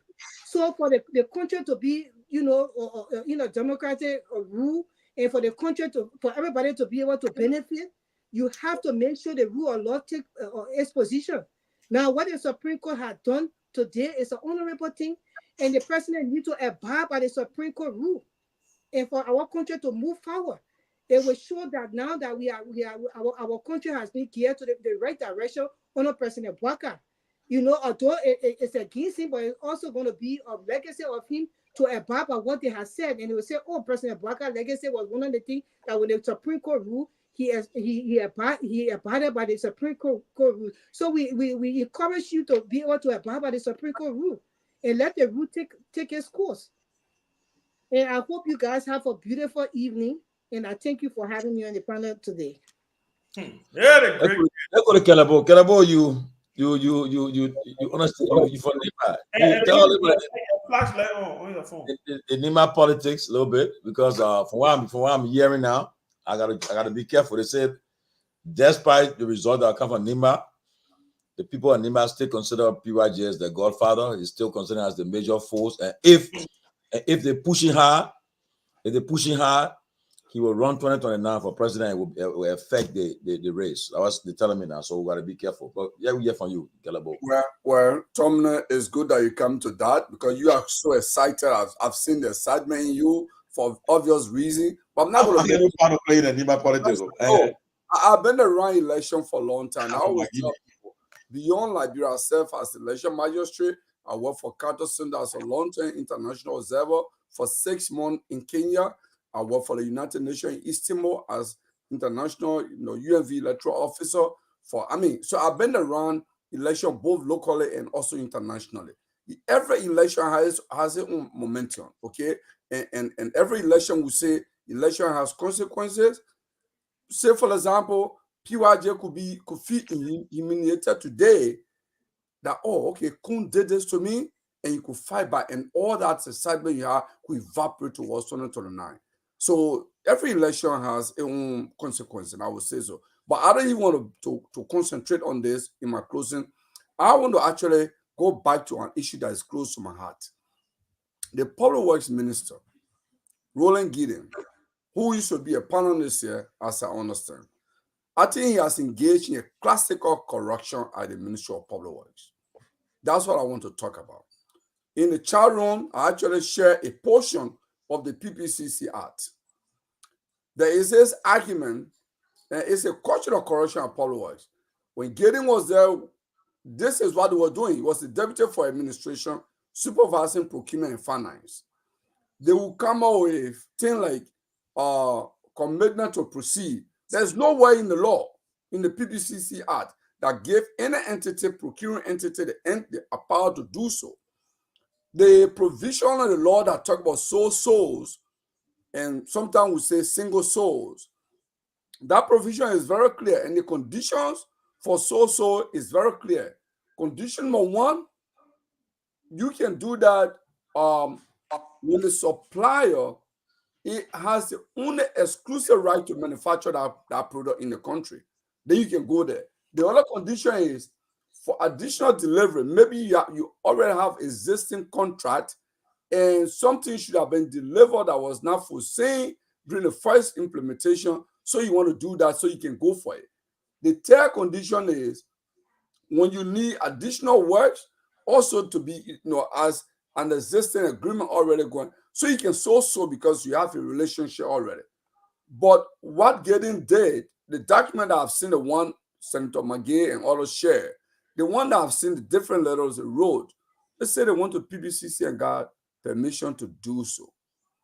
And they say for 100-day delivery, that they did not foresee 100-day delivery. President Bouaka made a promise during the election that 100 days, in the first 100 days, no cars were hitched on any major highways in Liberia, right? So it was not an emergency. It was something that they saw. It was coming. The promise was made for months. They took office. He made it as an emergency to spend $21 million to commit the government. And the bad part about it is, and anyone who knows Amara Kone can speak to Amara Kone on this. This brought tension between the Ministry of Finance under Amara Kone and Public Works at the time. That Public Works were overly committing the central government. This budget that is before the legislature is a draft budget. It could reduce. Gideon has committed the government in the tune of $21 million, getting the Deputy Minister of Budget and Finance to commit that there is money in the budget for these activities. That's classic corruption. That is what they've done. And I think if we can have time, I want you guys to devote your time and read that in the chat room. And even just Google or go to PBCC website. They have a beautiful, beautiful website. I went there today. Go there, download it, and read it. Public Works Minister is engaged in a classical corruption. And I think we should debate that in the next show. All right. Can I do my closing? Oh, that's Sylvester? Yeah. Thank you. Let me say a very wonderful evening to all of us. I listened to everybody, and I mean, time is fast spent. We pray for the democracy of our country to be protected. And we pray that the president, it's not an issue, but I believe that the president will yield to whatsoever decision coming to the Supreme Court. It is important that we adhere to the tenets of democracy. That's part of the reason. These are all of the elements in ensuring that our democracy is protected and well on course. So this is a well-planned issue, but we just need to focus and get the country running and pray. We have to collectively pray for the country. But what I would want to a little bit disagree with my own big brother Gonglo here is to say corruption. I thought you would have said allegedly involving corruption. To come and say he's involved using corruption, I know he was part of panelists here before, but to just come and say he's involved in corruption with having him try and something in a court of competent jurisdiction. I thought documents display. No, document display is not sufficient. No, it's not sufficient. Display road construction around the country. Mr. Gonglo, the document display is not sufficient to indict someone of corruption if the person have not been indicted and prosecuted and adjudicated. That is clear. The sufficiency of the evidence alone is not. For me, I just want to clear thing to come out and indict somebody outrightly. I would think that you come out and say alleged. I want to do that also to you. I wouldn't say it on the basis of hearsay and indict you on the basis of that. I'm just trying to be the devil advocate here. There's no intent whatsoever, right? So sometimes to just put the handle on it and moving forward. But I'm concerned about that also. I've been reading about it. We need to do some investigation into the process and see. But time if I spent, let me say thank you, Mr. Moderator, for for the brilliant way you moderated the show this evening. And let me say good evening to everybody. Thank you. Yeah, let me do my closing. Great show, great show. I thought Isaac Jackson gave the country a lot to chew on today. This is the beauty of democracy. Everybody have a chance to speak their opinions, speak their minds, and associate. You know, my thing is today, again, like I said, Justice Nyenwolo, Justice Yami Bese, Justice Yusuf Kaba, and Justice James Eto Wolokoli moved the needle today a little for our democracy. And I want to thank them personally, because it is very easy for us to criticize when these people or public officials or the country, when things are happening. Like I said today, there's a landmark thing happened today, not just about LTA and all of that. As long as there are tenured positions now, one good thing, the president has appointed the ombudsman. Hopefully he gets confirmed, his office gets funded, and things starts to pick up. Moving forward in our country, people with tenure position, public officials, civil servants, as long as the code of conduct is the way it is, you won't see them campaigning for political parties. They will have the right to vote. But when you decide to serve in a public, in a tenure position, what happened today also laid the basis for the code of conduct to either be revised, edited, changed a little bit, because I think there's some things that needs to change within that code of conduct. But like I said, I believe today that these justices did our democracy good today. They did. And we want to thank them for their service to our country. We want to thank them. Put that shit from them, man. Who put that shit? We want to, Tomalin, on the radio, you using that kind of language? Sorry. We want to thank them for moving our nation closer to perfecting our democratic credentials. So I thought Isaac was very strong today. I thought he was very strong. I thought he lit some fire for some conversations. But this is the beauty of democracy. This is what our friends from the Unity Party did. This is what we did when we were all in opposition. We made noise. And I always like to say, I give President George Weah a lot of credit for being very tolerant. You can imagine you got all these arrows coming at you. And so when I see some of my friends from the other side, guys, I see somebody already now start texting me and say, Isaiah said they want to impeach the president. Is Isaiah right to say you should impeach the president? It is Isaiah right to say that Joe Boyka must step down. That's his right. Does it mean it's going to happen? No, maybe. Yes, maybe. But at the end of the day, I think we have an opportunity to continue to strengthen our democracy. And I want to say thank you to the Supreme Court. I want to say thank you to this panel for elevating the discussion. Because talk show and these online platforms and national platforms tend to get a little dicey and a little crazy. But what we do here on the times that we come on, we strive to elevate the discussion. Lastly, I want to say to Jessica Lloyd, be strong, hopefully, and we pray that you get the help that you deserve and the justice that you seek. I want to thank Samantha Gay, who very brilliant young lady. I mean, she's all grown up now. Very proud of her for taking up this fight. And we want to encourage everybody to join them and support them. Donate to their GoFundMe. Also donate and appear to join them in their rally to bring the needed attention to this case that it deserves. But Tomalin George, I want to thank you for your leadership again in moderating, and the rest of the crew, Grace, as always. Everybody, thank you guys. And I think about a Friday, okay. We'll be here Okay, again. let me do my closing, guys.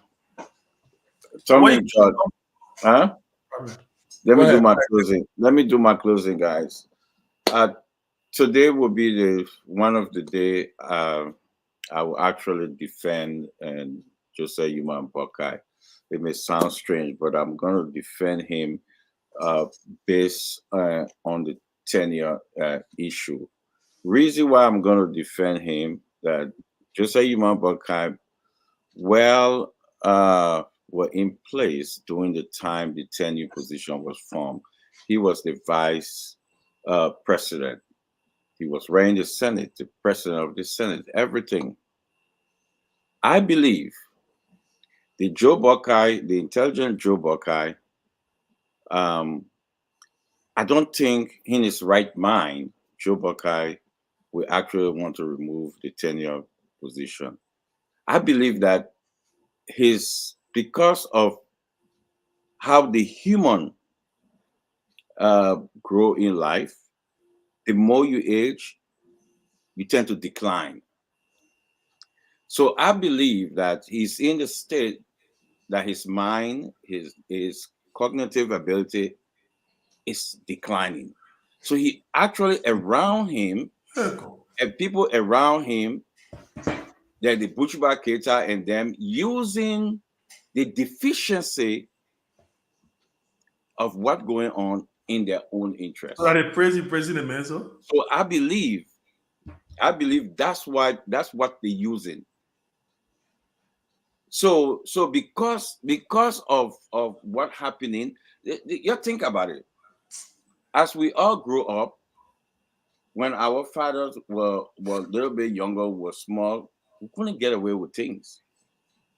Everybody do. I know you did that, Kelebo. As your father get to age, you tend to get away with stuff. We all did that. We all did that. I know, Grace, you did that. That's why we get away. You remember it was hard for you to leave your home back then. Your father, 6 o'clock, you home, you there. Well, as your father get to age, right, you tend to take advantage of the situation, and that's what's happening at the mansion right now. Because somebody tell me, a man who was president of the Senate, they created the tenure position. Don't come back, act like you don't know it. Something somewhere not working, So he's not up to date anymore. And that's why. Because he asked the question, why they tenure all over? He did ask that question. Why when he turns to tenure? He can't even remember that he was president of the Senate. They created that position. So I will not blame him. I blame the people around him because they're taking advantage over his deficiency. I will close. Thank you, Kev. Yeah. Thank you, Kev. Peabody, the body. Peabody, we talking to you. You can hear us? Well, I think all has been said. The government made a decision. The Supreme Court made a decision, and that decision needs to be respected. I think Joe Barker is an honorable man, and he will abide by the decision of the Supreme Court. And I think it's not time that Patrick Hona, Abdullah, and the rest try to find somebody else to get the government job. but the Supreme Court ruled they appeared that they would have to wait for 2 years to get that job. So I think it's fair enough, and I think we need to respect the law of the land. And also, as I said, I'm very proud of Ben said. I'm also proud of Samantha. I hope we can help Jessica Lloyd in any way. Let's find. My son is just on the other side. Let's find a way that we can help them. And guys, if you saw their GoFundMe, y'all help that. Y'all help Jessica. Let's help her and her family. Also, I want to express my deepest sympathy here for a good friend. I just met him in Ghana. He's been there for 34 years or more. Lawrence Dolo. Lawrence was stressed. He shared with me some of the pain and stress he went through when the home was demolished and he was sleeping in the open field. Sadly, Lawrence died on Monday, and he will be buried. He has no relative in Ghana, and he definitely will be buried.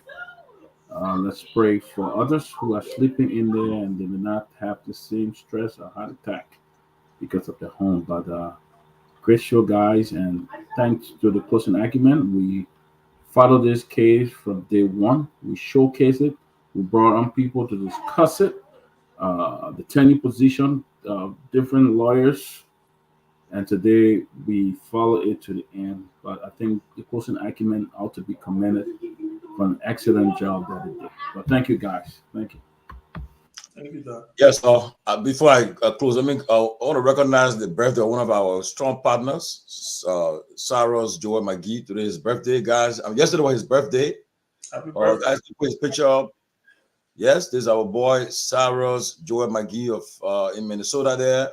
April 23rd was his birthday. I want to say happy birthday, Sarah's, one of our strong partner of our show. He's always cheering us from the sidelines. I want to say happy birthday, brother. And we hope you enjoy your day and wish you all the best. And God bless you, brother. Happy birthday from all of us here at the closing argument. Happy birthday, Cyrus. But guys, in closing, I just want to say again, thanks. And we'll see Happy you guys birthday, Friday. Cyrus. God bless you. We'll see you Friday, guys. Thanks for watching. And I want to say thanks to all of you guys. Thank you so much.